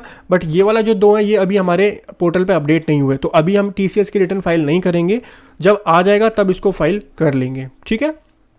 सो TDS and TCS credit receive पे आ जाते हैं। एक बार जनवरी का देख लेते हैं, जनवरी की हमने फाइल की थी या नहीं की थी। जनवरी की भी अभी पेंडिंग है और दिसंबर की फ़ाइल है। सो चलो जनवरी की फ़ाइल कर देते हैं अभी, क्योंकि जनवरी की पेंडिंग है। जनवरी की मैंने इसीलिए नहीं की होगी, रीज़न बीइंग कि जनवरी में भी डेटा अपडेट लेट हुआ होगा और जब मैं फ़ाइल कर रहा हूँ तब अपडेट नहीं हुआ होगा। सो जनवरी की TCS फाइल कर देते हैं बाय द वे। सो इसको एक्सेप्ट करके एंड यहाँ पे आप बैक करोगे और प्रोसीड टू फाइल। रेडी है फाइल, यहाँ पे टिक करके आपको क्या करना है, file TDS and TCS credit receive file with EVC आप करोगे। सो OTP जाएगा आपके क्लाइंट के पास। सो आप OTP मांग करके जो है कर सकते हैं इसको फाइल। मैं जल्दी से एक बार OTP मांग लेता हूँ। सो OTP डाल के गाइज आप जैसे ही उसको वेरीफाई करोगे आपकी रिटर्न यहाँ पर जो है TCS की रिटर्न फाइल हो जाएगी। बट ये मैंने जनवरी की TCS रिटर्न फाइल की है, फैब की नहीं की। रीज़न बीइंग फैब का डेटा अभी कंप्लीटली वहाँ पर अपलोड नहीं हुआ है, ठीक है। अब बारी आती है GSTR 1 को फाइल करने की। सो अब देखो GSTR 1 ना आप ऑनलाइन तरीके से भी फाइल कर सकते हो। पहले मैं आपको ऑनलाइन तरीका दिखा देता हूँ, समझा देता हूँ ऑनलाइन तरीके से आपको कैसे फाइल करना होता है, फिर आपको बताऊँगा कि मैं जो है ऑनलाइन तरीका क्यों नहीं यूज़ करने वाला हूँ। मैं ऑफलाइन तरीके से ही अपनी फाइल करूँगा GSTR 1 को, और सीख जाओ, आपके लिए अच्छा है। ऑफलाइन तरीके से अगर GSTR, क्योंकि ईजिली हो जाता है, मतलब ऑनलाइन में ना डेटा डालो, बार बार डालो तो थोड़ा ज़्यादा टाइम लगता है। तो प्रिपेयर ऑनलाइन पर जाओगे GSTR 1 के अंदर, और यहाँ पे आप B2B डिटेल तो नहीं है कोई भी, अगर आपकी है तो आप B2B डिटेल यहाँ डालो, और हमारी टेबल में कहाँ पर आएगी वो, यहाँ पर आपकी B2B डिटेल आएगी। देखो इसमें आपकी B2B डिटेल आएगी, वो आप कहाँ डाल सकते हो, इसके अंदर आपको डालना होता है, ठीक है। B2B डिटेल लेकिन है नहीं तो हमको डालनी पड़ेगी B2C। और B2C डिटेल में देखो 2 टाइप से रिपोर्टिंग होती है, एक होती है state wise and rate wise. State wise and rate wise यानी अगर एक स्टेट के अंदर आप जो है 12% भी बेच रहे हो, 18% भी बेच रहे हो, सो दोनों की आपको सेपरेट रिपोर्टिंग करनी होगी। और हमने जो अपना ये शीट बनाई है इसके अकॉर्डिंग ही बनाई है। देखो आंध्र प्रदेश देख लो, सबसे पहले 12% की अलग हमारे पास डिटेल है, 18% की डिटेल हमारे पास अलग है, ठीक है। तो हमारे पास डिटेल पूरी है, हमको कोई दिक्कत वाली बात नहीं है। अब क्या करना होगा आपको, यहाँ पर ऐड डिटेल में जाओ। अब जैसे आपको ऑनलाइन तरीके से करना है तो ये सारी डिटेल आपको GSTR 1 की डालनी होती है, अपने उसके अंदर फिल करनी है पोर्टल पे। सो आप आंध्र प्रदेश सेलेक्ट करो सबसे पहले, यहाँ पे आंध्र प्रदेश, फिर टैक्सेबल वैल्यू कितनी है, अब ये अलग डालनी है, नीचे की अलग डालनी है, दोनों डिटेल अलग अलग डालनी है, आपको एक साथ मत डालना। सो 566.07 डालो यहाँ पर, 566.07। उसके बाद रेट सेलेक्ट करो 12% और 67.93 अपने आप आ जाएगा, और ऐसे करके सेव कर दो। इसी तरीके से आपको सारी डिटेल जो है, जितने भी स्टेट्स हैं सबकी आपको डालनी पड़ेगी रेट वाइज डिटेल, ठीक है। सारे कॉलम जो है आपको, सारी रोज का डेटा वहाँ पर डालना पड़ेगा, सारे स्टेट वाइज डेटा वहाँ पर डालना पड़ेगा। अब ऐसे एक एक करके डालोगे तो टाइम काफ़ी ज़्यादा कंज्यूम होगा ना। देखो एक सेव हुआ, फिर दूसरा डाला, दूसरे को सेव करोगे, काफ़ी सारे देखो हमारे पास स्टेट्स हैं। इसका शॉर्टकट तरीका क्या होता है करने का, ऑफलाइन तरीके से भी आप ये वाला काम कर सकते हो। सो ऑफलाइन तरीके से आपको कैसे करना है वो आपको समझाता हूँ। डाउनलोड वाले सेक्शन में आओ, ऑफलाइन टूल्स में आओ, रिटर्न ऑफलाइन टूल्स के अंदर आओ। रिटर्न ऑफलाइन टूल में आपको मिलेगा ये डाउनलोड दिख रहा है, आपको डाउनलोड कर लो। यहाँ पर डेस्कटॉप पे कर लेता हूँ मैं, और डाउनलोड करने के बाद इसको क्या करो, एक बार एक्सट्रैक्ट कर लो फाइल्स को, ठीक है। फाइल एक्सट्रैक्ट करने के बाद इसको ओपन करो। जो सॉफ्टवेयर है GST का, मेरे में शायद इंस्टॉल होगा, बट फिर भी मैं दोबारा से रीइंस्टॉल कर लेता हूँ उसको। एंड ये हमारा इंस्टॉल हो गया, इंस्टॉल हो रहा है। और अब मैं आपको थोड़ा समझा देता हूँ। देखो आपको एक मिलती है GSTR1 की एक्सेल वर्कबुक, एक मिलती है CSV फाइल्स। देखो ये हमको मिली है एक्सेल की वर्कबुक, ये CSV फाइल, दोनों सेम ही चीज़ होती हैं, लेकिन एक्सेल वर्कबुक के अंदर आपको सारी टैब्स आती हैं। जो GSTR1 में अभी हमने देखी ना, B2B की डिटेल अलग, B2C की डिटेल अलग, एक्सेल वर्कबुक के अंदर सारी टैब्स आती हैं। मैं आपको ओपन करके दिखा देता हूँ, बट वो मैं यूज़ ज़्यादा करता नहीं, क्योंकि उसमें सबका डिटेल पहले आपको हटाना पड़ेगा। इसमें सैम्पल डेटा दिया होता है, और सैम्पल डेटा देखो B2B का अलग है, B2BA का अलग है, B2C लार्ज, क्योंकि बहुत सारी रिपोर्टिंग होती है ना GSTR1 के अंदर। तो डेबिट नोट अलग, क्रेडिट नोट अलग, B2C स्मॉल अलग, क्रेडिट नोट अलग, डेबिट नोट अलग, एक्सपोर्ट की डिटेल अलग। तो देखो इतनी सारी डिटेल है। अब मेरे को डालनी खाली B2C वाले में है, ये इसमें डालनी है, ये डिटेल डालनी है। ये डिटेल तो मैं डाल दूंगा यहाँ आसानी से, लेकिन फिर मेरे को ये सारा का सारा जो है ये डिलीट करना पड़ेगा। तो इसलिए मैं जो है इस वर्कबुक का यूज़ नहीं करता हूँ। मैं जो यूज़ करता हूँ CSV फाइल यूज़ करता हूँ। ये देखो सबसे ऊपर दिख रहा होगा आपको सेक्शन वाइज CSV फाइल, इसका हम जो है यूज़ करने वाले हैं, सेक्शन वाइज CSV फाइल्स का।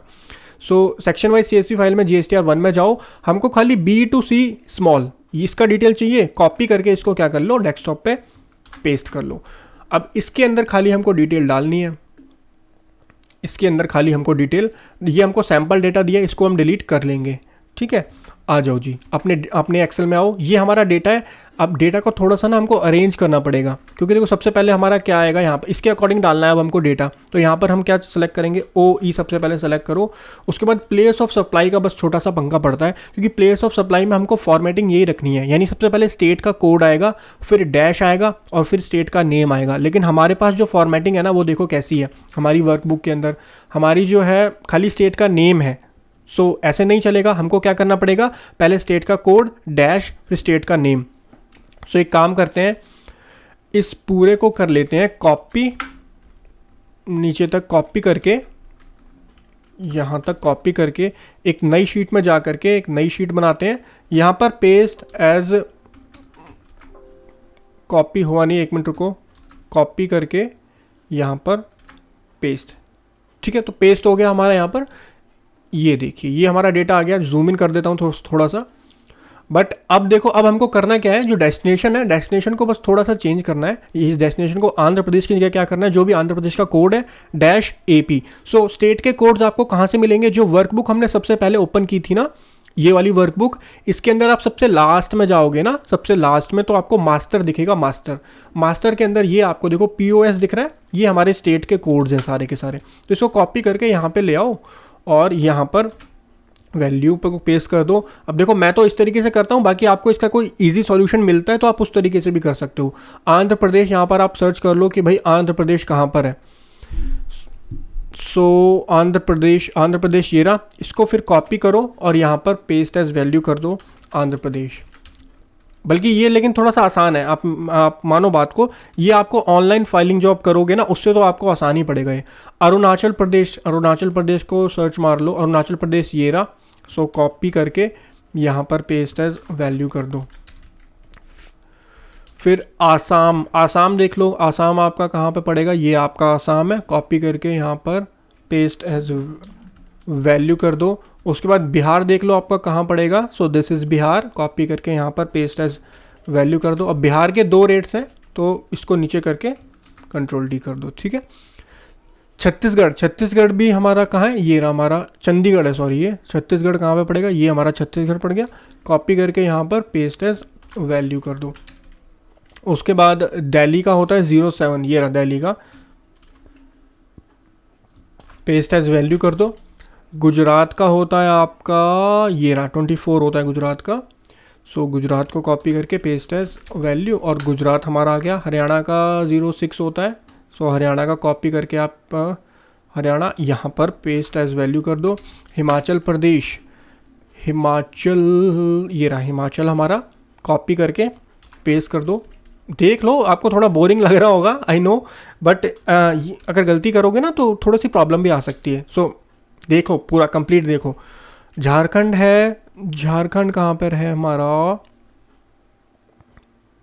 Punjab, Meghalaya, Jharkhand, where is our Jharkhand search मार लेते हैं, ये रहा 20। सो झारखंड को यहाँ पर डालो बे यार। झारखंड के बाद कर्नाटका, कर्नाटका अपना नीचे पड़ता है, ये रहा control C and control V. Karnataka के बाद हमारा केरला आएगा, so this is Kerala basically, control C and control V. उसके बाद मध्य प्रदेश, सो मध्य प्रदेश हमारा पड़ेगा अराउंड यहाँ पर, ये रहा मध्य प्रदेश, इसको यहाँ पर डाल दो and value and Madhya Pradesh. Maharashtra 27, हाँ महाराष्ट्र 27 है, सो महाराष्ट्र में paste as value and D. Meghalaya, Meghalaya का ये रहा 17, control C and control V. Nagaland भी यहीं पड़ेगा इसके आसपास, ये रहा control C control V. Orissa, so ये रहा Orissa, control C and V. Punjab, Punjab Punjab Punjab कहाँ पे पड़ेगा हमारा, ये 3, नंबर 3 है हमारा Punjab, so this is Punjab. And then Rajasthan I guess 24 है, राजस्थान 24 नहीं, राजस्थान है, राजस्थान ये रहा 8, कंट्रोल सी एंड राजस्थान यहाँ पर डाल दो वी। तमिलनाडु हमारा नीचे पड़ता है 33, control C and control V, Tamil Nadu. Telangana भी आई गेस नीचे ही पड़ेगा, control C and Telangana V. कुछ नहीं कर रहे, बस हम फॉर्मेटिंग ठीक कर रहे हैं अपने स्टेट्स की, और कुछ नहीं कर रहे हैं, ज़्यादा बड़ी चीज़ नहीं है कुछ इसमें। त्रिपुरा, वेयर इज़ त्रिपुरा, त्रिपुरा ये 7 सिस्टर्स में पड़ेगा इधर, कंट्रोल सी एंड त्रिपुरा में पेस्ट कर दो।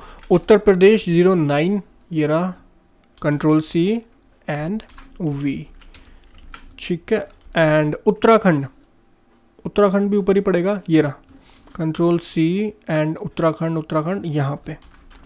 वेस्ट बंगाल भी आपका 20 की रेंज में पड़ेगा कहीं, West Bengal, where is West Bengal, 33, no, west west west 19 है वेस्ट बंगाल का कोड, 19 कोड ज़रूर याद हो जाने आपको ये कर करके। जम्मू कश्मीर का 1 है, जम्मू कश्मीर का 1 होता है कोड, सो जम्मू कश्मीर आपका यहाँ आ जाएगा। गोवा का होगा आपका ये रहा 30, control C control V. Pondicherry, Pondicherry ये रहा, कंट्रोल सी एंड पौंडीचेरी का यहाँ पर आ जाएगा। अंडमान एंड निकोबार आइलैंड, ये रहा Andaman and Nicobar island. Daman and Diu का भी अलग पड़ता है एक, where is Daman and Diu, Daman Diu and Dadar, Dadar and Nagar Haveli and Daman and Diu, ये सब एक ही में कर दिया। अब पहले सेपरेट होते थे, अब एक ही में आ गए हैं सारे। ओके, फाइनली सारे स्टेट्स कर दिए। अब एक काम करो, सारे स्टेट्स को कॉपी करो और यहाँ पर जो हमारा ये रहा B2C वाला है, यहाँ पर पेस्ट एज वैल्यू कर दो।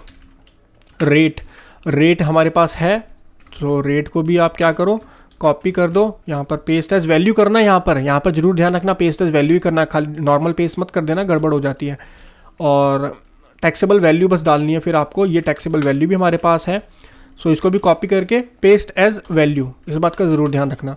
पेस्ट एज वैल्यू कर दो, आगे कुछ नहीं आएगा, सेस में इसमें भी कुछ नहीं आएगा, इसमें भी कुछ नहीं आएगा। और OE को, अदर देन ई कॉमर्स को ड्रैग ड्रॉप कर दो आप, ये लो। और इसके ऊपर वाला जो है ये पूरा आप हटा दो, क्योंकि ये तो सैम्पल डेटा है ना, सैम्पल डेटा यहाँ से डिलीट कर दो। और B2CS ये हमारा यहाँ पर सेव कर दो। यस भाई, सेव करो हमारी फाइल को आप, ठीक है। डेस्कटॉप पे सेव हो गई। अब आपका काम हो गया। अब आओ आप यूटिलिटी के अंदर। यूटिलिटी भी बता देता हूँ कैसे आपको GST की यूटिलिटी यूज़ करनी होती है। ये लॉग आउट तो नहीं हो गया ना, नहीं हुआ। सो यूटिलिटी में आ गए। देखो आपको क्या करना है, न्यू इनवॉइस अपलोड, जो ये दिख रहा है आपको, अपलोड न्यू इनवॉइस, तो यहाँ पर आपको न्यू पे जाना है और GSTR1 फाइल कर रहे हैं हम। सो और सप्लायर का GST डालना है। सप्लायर मतलब आपका जो क्लाइंट है या आप हो, तो आपको अपना डालना है। सो कंट्रोल C करके आप यहाँ पर कंट्रोल V कर दो। फाइनेंशियल ईयर 20 एंड 21 सेलेक्ट करो। पीरियड कौन सा, फैब है ना, तो फैब सेलेक्ट करो यहाँ पर। फैब के बाद is SEZ payer, no. So is tax payer quarterly filer, तो नो, क्वार्टरली फाइलर नहीं है, मंथली फाइलर है, तो नो करो। अगर आप क्वार्टरली फाइलर हो तो येस करो, उस केस में आपके लिए IFF एप्लीकेबल होगी, लेकिन ये मंथली फाइलर है तो GSTR1 एप्लीकेबल होगी। सो ये करके प्रोसीड कर दो, डिटेल चेक कर लो। सो 2021 और फैब का हम कर रहे हैं, no, and quarterly filer no, ठीक है, ओके कर दो। उसके बाद अब आपको डिटेल यहाँ पर क्या डालनी होती है, ऐड करनी होती है इनवॉइसेस की। सो आप कैसे करोगे, इंपोर्ट फाइल्स में जाओ। अब एक एक करके डिटेल नहीं डालनी कोई, इंपोर्ट फाइल्स में जाओ सीधा सीधा। अब यहाँ पर दो ऑप्शन मिलेंगे आपको, एक मिलेगा इंपोर्ट एक्सेल वाला, एक मिलेगा CSV फाइल वाला। मैंने आपको क्या बोला था, हम एक्सेल वाला मेथड यूज़ नहीं करेंगे, हम CSV वाला मेथड यूज़ करेंगे। जो CSV फाइल्स होती हैं उसके अंदर डेटा डालेंगे, उसको यहाँ पर इंपोर्ट करेंगे। समझ गए? यहाँ पर ड्रैग ड्रॉप करो। यहाँ पर आपको काफ़ी सारे ऑप्शंस दिख रहे होंगे। मैंने आपको क्या बोला, सारी चीज़ नहीं डालनी, B2C की जो डिटेल है वो डालो। टेबल नंबर 7 होती है GST के अंदर, ये देखो टेबल नंबर 7 दिख रही है आपको, ये रही, दिस इज टेबल नंबर 7 लिखा हुआ है ना, दैट मीन्स टेबल 7 है वो। B2C small detail, online selling में आप 99% B2C स्मॉल सेल ही होती है, 1% चांसेस होते हैं कि भाई आपका क्या B2B की सेल भी हो।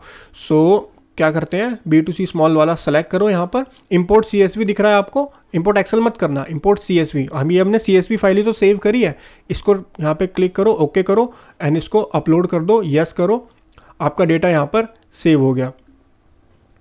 In case of duplicate invoices, अभी हमसे बोल रहा है 29 वाले में डुप्लीकेट इन्वॉइस है कोई, इसको चेक कर लेते हैं एक बार। अब डुप्लीकेट इन्वॉइस कैसे आया होगा वो मैं आपको बताता हूँ, डुप्लीकेट इन्वॉइस कैसे आया होगा, क्योंकि एक स्टेट 2 बार आ गया होगा।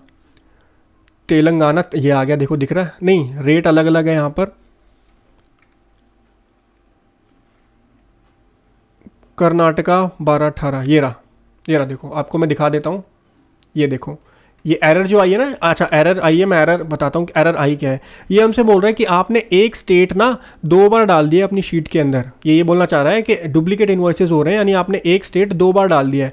सो मैं क्या करता हूँ, यहाँ पे जाओ, हमको पता चल गया, ये देखो मैं दिखाऊँ कहाँ पर गलती हुई है, मैं आपको जूम इन करके दिखाता हूँ। ये हमारा डेटा है, डेटा को ध्यान से देखो, जो कर्नाटका होगा ना, कर्नाटका, ये देखो कर्नाटका जो है ना, कर्नाटका के अंदर 12% ठीक है, 18% का एक ही होना चाहिए, 18% के 2 आ रहे हैं। समझ में आ गई गलती? इसको अपनी शीट में भी ठीक कर लेते हैं। 2 आ क्यों रहे, पहली बात तो ये देखो, इधर आओ, ये हमारी शीट है GSTR 1 कर्नाटका। देखो कर्नाटका में 18% 2 बार क्यों आ रहा है, कर्नाटका में 18% 2 बार है, फिर केरला है। अच्छा केरला की जगह हमने कर्नाटका तो नहीं लिख दिया केरला की जगह हमने कर्नाटका लिख दिया, ये गड़बड़ कर दी है, यहाँ पर केरला है ये वाला स्टेट। सो केरला का स्टेट कोड देख लेते हैं। ये छोटी छोटी गलतियाँ ना हो जाती हैं, तो ये ध्यान रखना आप। केरला वेर इज़ केरला, नीचे साइड पड़ता है केरला कहीं, ये रहा 32। सो ये 32 करना था हमको, और हमने क्या कर दिया 33 कर दिया। केरला, यस भाई सेव करो इसको, और 1673 एक बार वैल्यूज़ को मैच कर लेते हैं। केरला 16, हाँ ठीक है, तो वो केरला है, और हमने केरला की जगह पर कर्नाटका किया हुआ था, जिसकी वजह से गड़बड़ हो रही थी।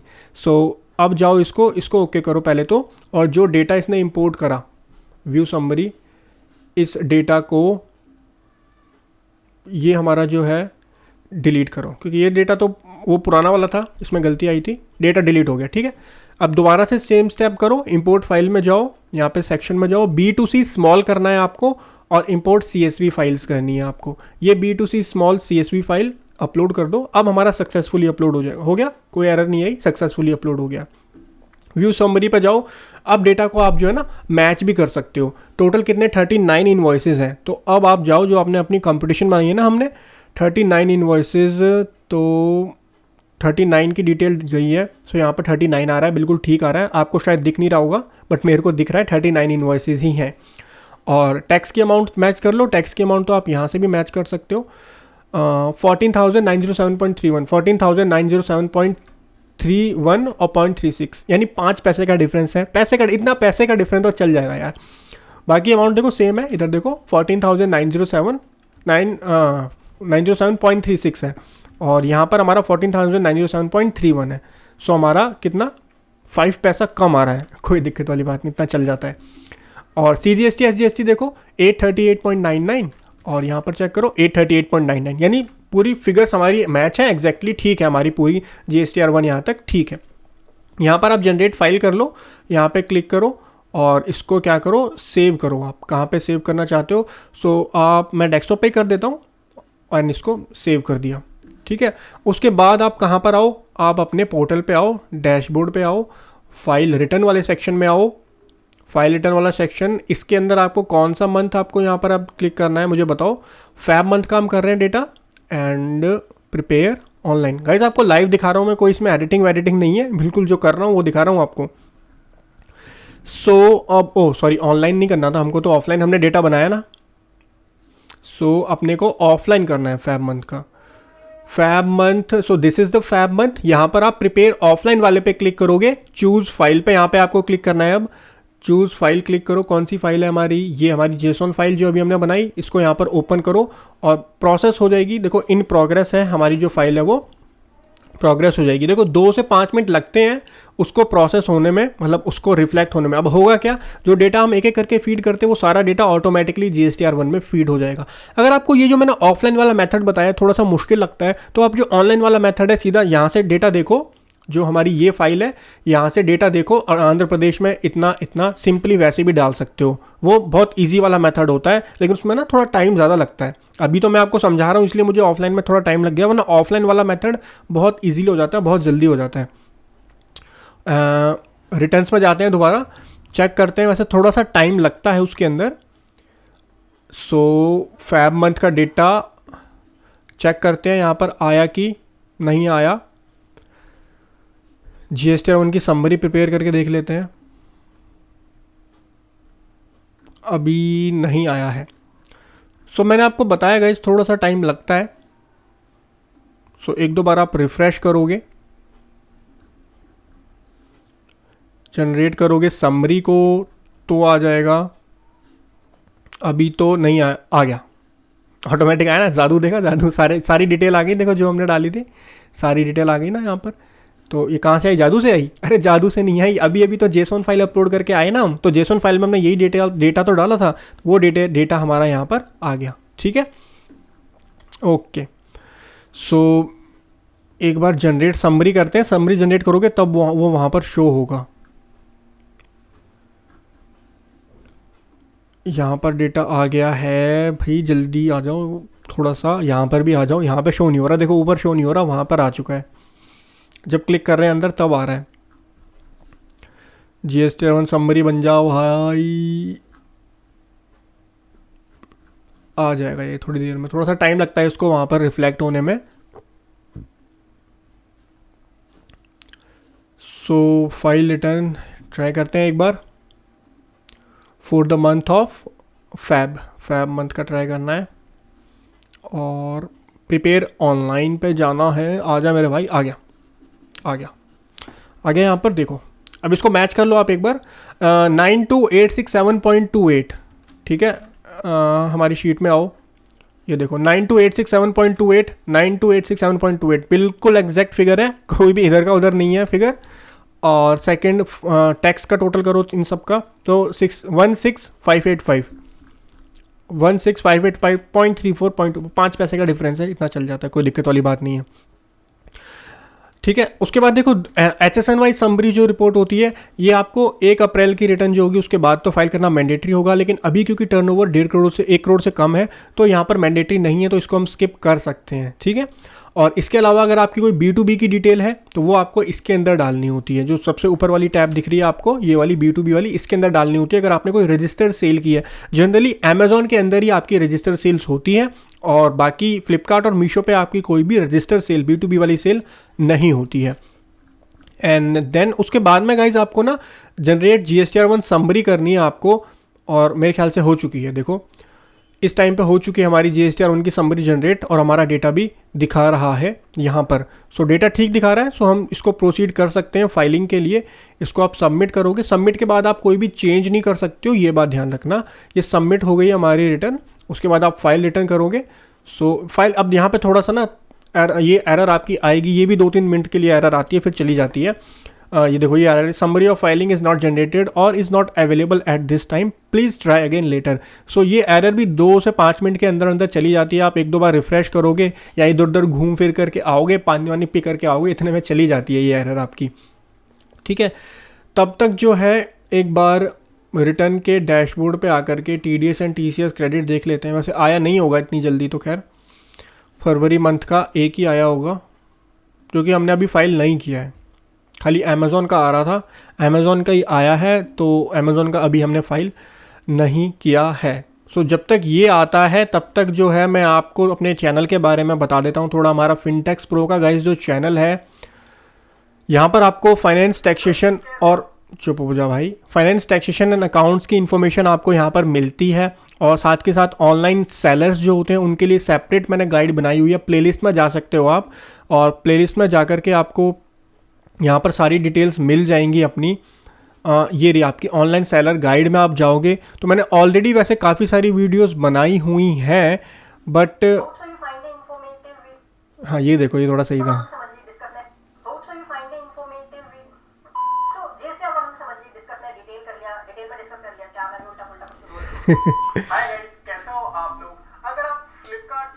ये हमारी वो वाली थी फ्लिपकार्ट सेलर्स के लिए मैंने बनाई थी जीएसटी मतलब पूरी फ्लिपकार्ट पे अगर आप सेलिंग करते हो ना तो फ्लिपकार्ट सेलर्स के लिए मैंने डिटेल वीडियो बनाई थी जहाँ पर मैंने सारे पॉइंट्स डिस्कस करे थे ऑलमोस्ट। देखो नीचे आपको टाइम स्टैम्प भी दी है, नेगेटिव सेल्स की एडजस्टमेंट कैसे करनी होती है, और जीएसटी आर1 की कंपटीशन आपको कैसे करनी होती है। अच्छा, मैंने नेगेटिव सेल की एडजस्टमेंट आपको अपनी इस वाले सेशन में नहीं बताई है, मैं आपको क्लियर करता हूँ नेगेटिव सेल्स आपको कैसे एडजस्ट करना होता है। नेगेटिव सेल्स का मतलब क्या होता है, बेसिकली आपने मान लो सेल्स की किसी स्टेट के अंदर और वो सेल आपकी रिफंड आ गई अगले महीने, लेकिन अगले महीने रिफंड तो आ गई लेकिन अगले महीने आपकी कोई सेल ही नहीं थी उस स्टेट के अंदर। ठीक है, मान लो आपने बिहार में सेल की, बिहार में आपकी 1000 रुपये की सेल हुई और आपका 1000 रुपये का रिफंड आ गया, मतलब रिफंड क्या, रिफंड आपने करा अगले महीने में। सो ये 1000 रुपये की सेल्स तो आपने दिखा दी होगी जनवरी महीने में, जनवरी में आपने सेल दिखा दी होगी, इसके ऊपर जीएसटी भी पे कर दिया होगा। अब फरवरी में जब बात आई इसकी रिफंड आई तो क्या आपको इसके ऊपर जो जीएसटी होगा उसका रिफंड मिलेगा? सो रिफंड नहीं मिलेगा, आप इसकी एडजस्टमेंट कर सकते हो। कैसे? जब आप फरवरी मंथ की जीएसटी लायबिलिटी निकालोगे ना बिहार की, मान लो फरवरी में बिहार में आपने 5000 रुपये की सेल करी है तो उसमें से आप ये 1000 रुपये जो है ये माइनस कर सकते हो, तो जो जीएसटी होगा वो ऑटोमेटिकली क्या हो जाएगा, एडजस्ट हो जाएगा। मान लीजिए फरवरी में बिहार में कोई सेल ही नहीं होती, फिर क्या करोगे आप? फिर आप इसको फरवरी में इसकी एडजस्टमेंट नहीं कर पाओगे। क्या पैसा रिफंड मिलता है? अरे जीएसटी से रिफंड ले लोगे क्या? तो डिपार्टमेंट से इतनी ईजी नहीं होता रिफंड लेना, और इस केस में तो वैसे भी रिफंड नहीं मिलेगा। तो आप क्या करो, फरवरी में नहीं हुई तो मार्च में सेल होगी, मार्च में जो सेल होगी, मार्च वाली सेल कौन सी, बिहार वाली, जो बिहार में मार्च में आप सेल करोगे उसमें से आप माइनस कर दो। सो नेगेटिव सेल्स स्टेट की एडजस्टमेंट जो होती है वो आपको इस तरीके से करनी होती है। आई गेस अब हमारा वो GSTR1 ठीक हो गया होगा, क्योंकि इतना टाइम ही लगता है उसको ठीक होने में। सो फाइल रिटर्न में आप जाओगे एंड यहाँ पे आप सेलेक्ट करोगे फॉर द मंथ, कौन सा है हमारा, फैब मंथ। फाइल रिटर्न अब मेरे ख्याल से ठीक हो जाना चाहिए, इसको करके देखते हैं। फाइल रिटर्न हो गया, ठीक हो गया। देखो वो एरर चली गई है, यहाँ पे क्लिक करके आप सिंपली इसको क्या कर सकते हो, फाइल कर सकते हो। OTP क्लाइंट के पास गया होगा, सो OTP मांग लिया मैंने, आ जाएगा अभी OTP। सो तब तक जो है मैं आपको बता देता हूँ, तो इसके अंदर आप जाओगे ना गाइज, सो आपको यहाँ पर देखो काफ़ी सारे मैंने वीडियोस बनाई हुई हैं। आपको फ्लिपकार्ट सेलर्स के लिए मिल जाएगी जीएसटी की रिटर्न, आपको GSTR1 कैसे फाइल करनी होती है ऑनलाइन सेलर के लिए वो मिल जाएगी अलग अलग, और डिटेल जीएसटी की कंपटीशन कैसे करनी होती है। वैसे आज की वीडियो में भी ये सारे पॉइंट्स हमने डिस्कस कर ही लिए हैं। लाइव GSTR 3B की कैसे फाइलिंग होती है अलग अलग वीडियो भी आपको मिल जाएगी। ऑनलाइन सेलर के लिए जीएसटी कंपटीशन विद OTP आ गया है मेरे ख्याल से, यस OTP आ गया। सो GSTR1 को फाइल कर देते हैं। OTP नहीं, OTP बताऊंगा थोड़ी सो OTP यहाँ पर डालने के बाद आप इसको वेरीफाई कर दो। सो फाइल हो चुकी है, GSTR1 आपकी फाइल हो गई है करेक्टली। और गाइस बिल्कुल मैं आपको ना लॉ के प्रोविजंस के अकॉर्डिंग बिल्कुल ठीक रिटर्न बता रहा हूँ, कोई भी इसमें ऐसा नहीं है कि हवाई में कोई भी डेटा मैंने इधर का उधर ले लिया है। आपके पास फुल पूरी कंपटीशन है आपके पास। कल को आपसे कोई क्वेश्चन पूछता है डिपार्टमेंट या कोई भी पर्सन, आपके पास पूरी कंपटीशन है कि भैया ये हमारी फरवरी मंथ की कंपटीशन है, बताओ हमने कहाँ गलती करी है। ठीक है, सो R1 आपकी फाइल हो चुकी है। बैक आ जाओ, अब 3B की तरफ चलते हैं, 3B की तरफ चलते हैं। लेकिन 3B को फाइल करने से पहले मैं आपको एक चीज़ समझाना चाहता हूँ। देखो GST लॉ ना थोड़ा सा अब कॉम्प्लेक्स होता जा रहा है, क्योंकि ITC के काफ़ी सारे फ्रॉड्स आ रहे हैं, लोग इधर का उधर ITC लेते हैं, तो डिपार्टमेंट ने थोड़ा सा कॉम्प्लेक्स कर दिया। 3B आजकल ना ऑटोमेटिकली जनरेट होता है, ऑटोमेटिकली आपका 3B जनरेट होता है, जहाँ पर क्या होता है आपकी यहाँ पर डेटा आता है। यहाँ पर देखो सेल्स GSTR1 जो अभी हमने फाइल करी ना, GSTR1 से यहाँ पर डेटा आ चुका है, GSTR1 से ऑटोमेटिकली ये डेटा आ चुका है। इन दोनों टेबल्स के अंदर। यही टेबल्स तो थी जो हमने बनाई थी स्टार्टिंग में, आपको बता रहा था ना, टेबल 3.1 GSTR 3B के अंदर, टेबल 3.2 और टेबल नंबर 4 ITC वाली टेबल।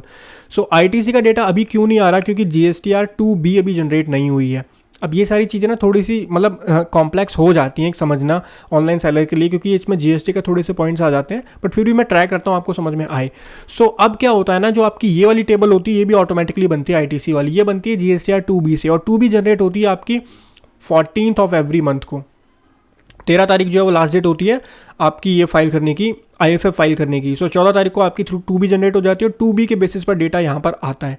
सो आप 2B का डेटा भी यहाँ ले सकते हो, लेकिन आप 2A का भी यूज़ कर सकते हो। यहाँ पर 2A का डेटा भी आप यहाँ पर ले सकते हो, लेकिन जो भी आपको फॉलो करना है वो कॉन्स्टेंटली फॉलो करना है आपको। मैं क्या फॉलो करता हूँ अपने क्लाइंट के केस में, 2A को फॉलो करता हूँ मैं अपने क्लाइंट वाले केस, इस वाले केस में।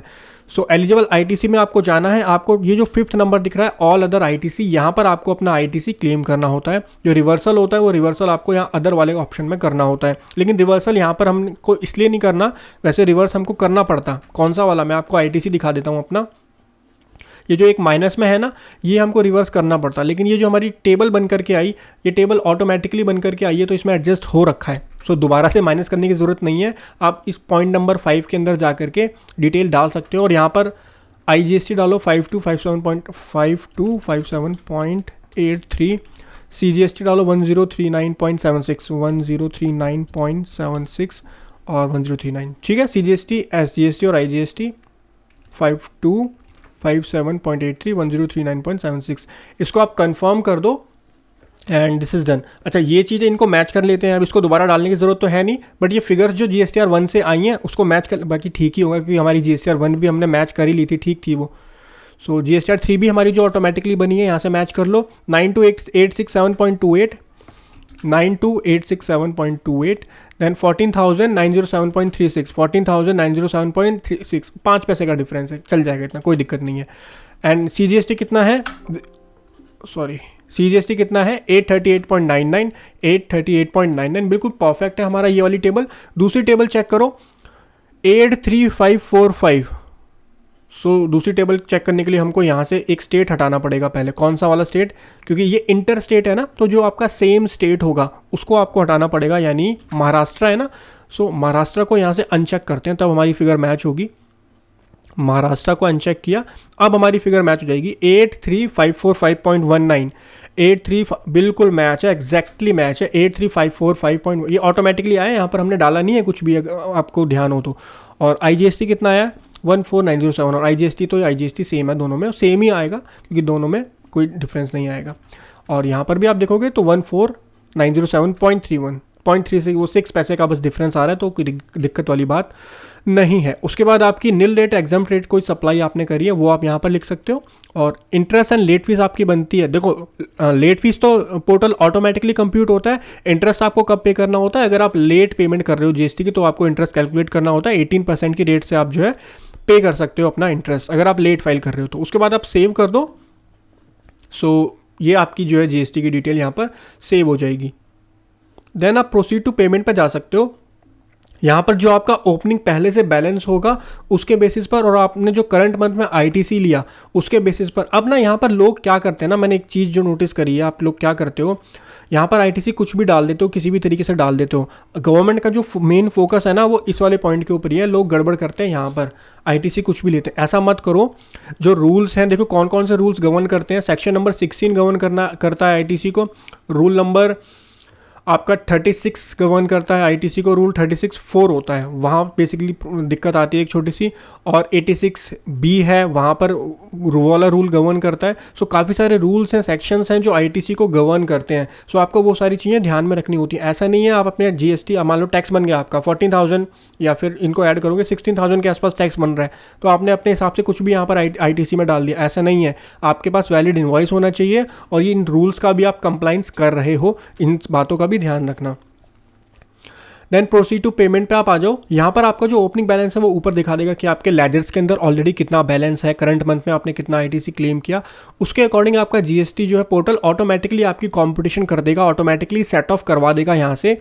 और लास्ट में आपको दिखाएगा कि आपको अगर कोई एडिशनल कैश रिक्वायर्ड है, सो एडिशनल कैश जो है वो आपको पे करना होता है।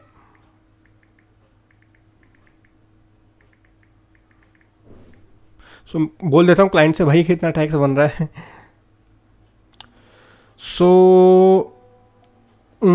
चलिए, मैंने उसको बोल दिया है और करते हैं इसको। अब इसका पेमेंट कैसे करते हैं सीख लो आप, जब आए हो तो चालान कैसे क्रिएट करना होता है वो भी आप सीख लो। सो बेसिकली हमारा ओपनिंग बैलेंस जो था वो एडजस्ट करने के बाद और करंट मंथ का जो ITC था वो एडजस्ट करने के बाद हमारा जो है इतने का हमको GST पे करना है 553। तो ये जो है आपको चालान बनाना सिखाता हूँ आपको। क्रिएट चालान पे आप जाओगे, सो ऑटोमेटिकली आपका ले लेगा कि भाई ये आप जो है 531 का आपका चालान बन रहा है। एंड ई पेमेंट पे जाओ आप, 3 ऑप्शन होते हैं। आप ओवर द काउंटर आप बैंक में जाके भी चालान डिपॉजिट करवा सकते हो और NEFT भी कर सकते हो और RTGS भी कर सकते हो। मैं जो ई पेमेंट का मतलब होता है नेट बैंकिंग या ऑनलाइन बैंकिंग से आपको पेमेंट जब करनी होती है। एक काम करते हैं, मैं नेट बैंकिंग से ही करता हूँ। जनरेट चालान आप कर दोगे, आपका चालान यहाँ पर जनरेट हो जाएगा। प्रेफर्ड बैंक जो है नेट बैंकिंग में करने वाला हूँ। तो ये ऑप्शंस होते हैं आपके पास, इन ऑप्शंस के अंदर जा कर के आप पे कर सकते हो। जो भी आपका बैंक है यहाँ पर मेक पेमेंट कर दो, आपका चालान बन जाएगा। अब थोड़ा सा मैं कॉन्फिडेंशियल चीज़ आ गई, थोड़ा सा हाइड कर देता हूँ। अब यहाँ पर एक छोटा सा कट लगाऊंगा मैं, फिर मिलता हूँ आपसे थोड़ी देर में। गाइस जैसे ही आप पेमेंट कर दोगे तो आपके पास ये पेमेंट सक्सेसफुल का मैसेज आ जाएगा। देखो हमारी 531 की लायबिलिटी बन रही थी जो हमने अपने बैंक के थ्रू जो है पे कर दिया। मैंने नेट बैंकिंग का यूज़ किया है, बाकी आप जो है ओवर द काउंटर करा सकते हो, उसमें थोड़ा टाइम ज़्यादा लगता है, आपको बैंक जाना पड़ेगा। या फिर आप NEFT RTGS से करोगे, उसमें भी थोड़ा सा टाइम ज़्यादा लग जाता है। नेट बैंकिंग से आपका हैंड टू हैंड काम हो जाता है।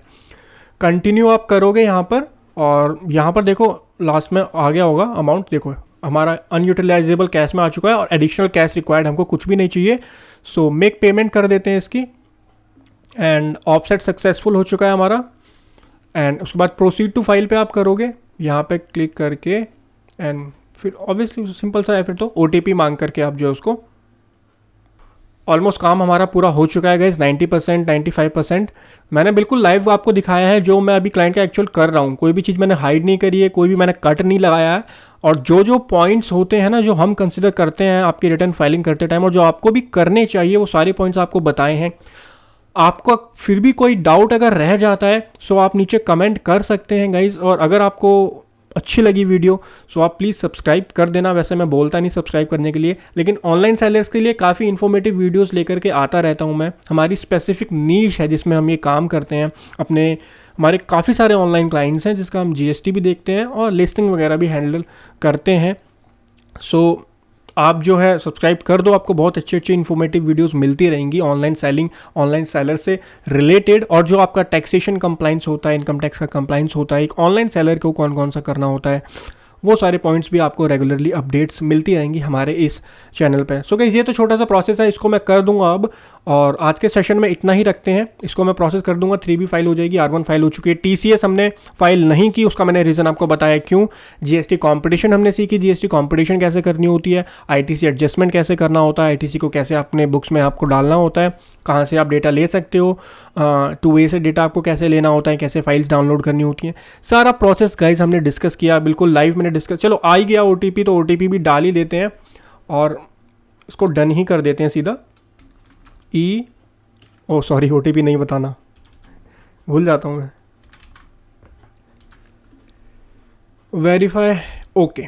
फाइल हो चुकी है। अब आप रिटर्न में जा करके अपना ये फैब मंथ जो है ये देख सकते हो। यहाँ पर देखो दोनों रिटर्न्स हमारी फाइल हो चुकी हैं। अच्छा, अब एक पॉइंट आता है, हमने एक रिटर्न मिस कर दी है, TCS की रिटर्न। उसको वैसे मैं बाद में फाइल कर दूंगा, बट TCS की रिटर्न देखो एक ऑप्शनल रिटर्न होती है, बट आपको क्योंकि क्रेडिट लेना है तो आप क्रेडिट लेने के लिए तो आपको वो फाइल करनी ही पड़ेगी, तो उसको मैं बाद में फाइल करूँगा। बाकी गाइज आज के सेशन में इतना ही था। Hope so guys you find the video informative, और वीडियो को बिल्कुल शेयर कर दो आप अगर आपको अच्छी लगती है, आपको लगता है कि इन्फॉर्मेटिव वीडियो थी और लोगों के काम आ सकती है, आपकी कम्युनिटी के काम आ सकती है। So please do share this video and thank you so much guys for joining this session. Have a great time, bye bye. हंसते रहिए और मुस्कुराते रहिए।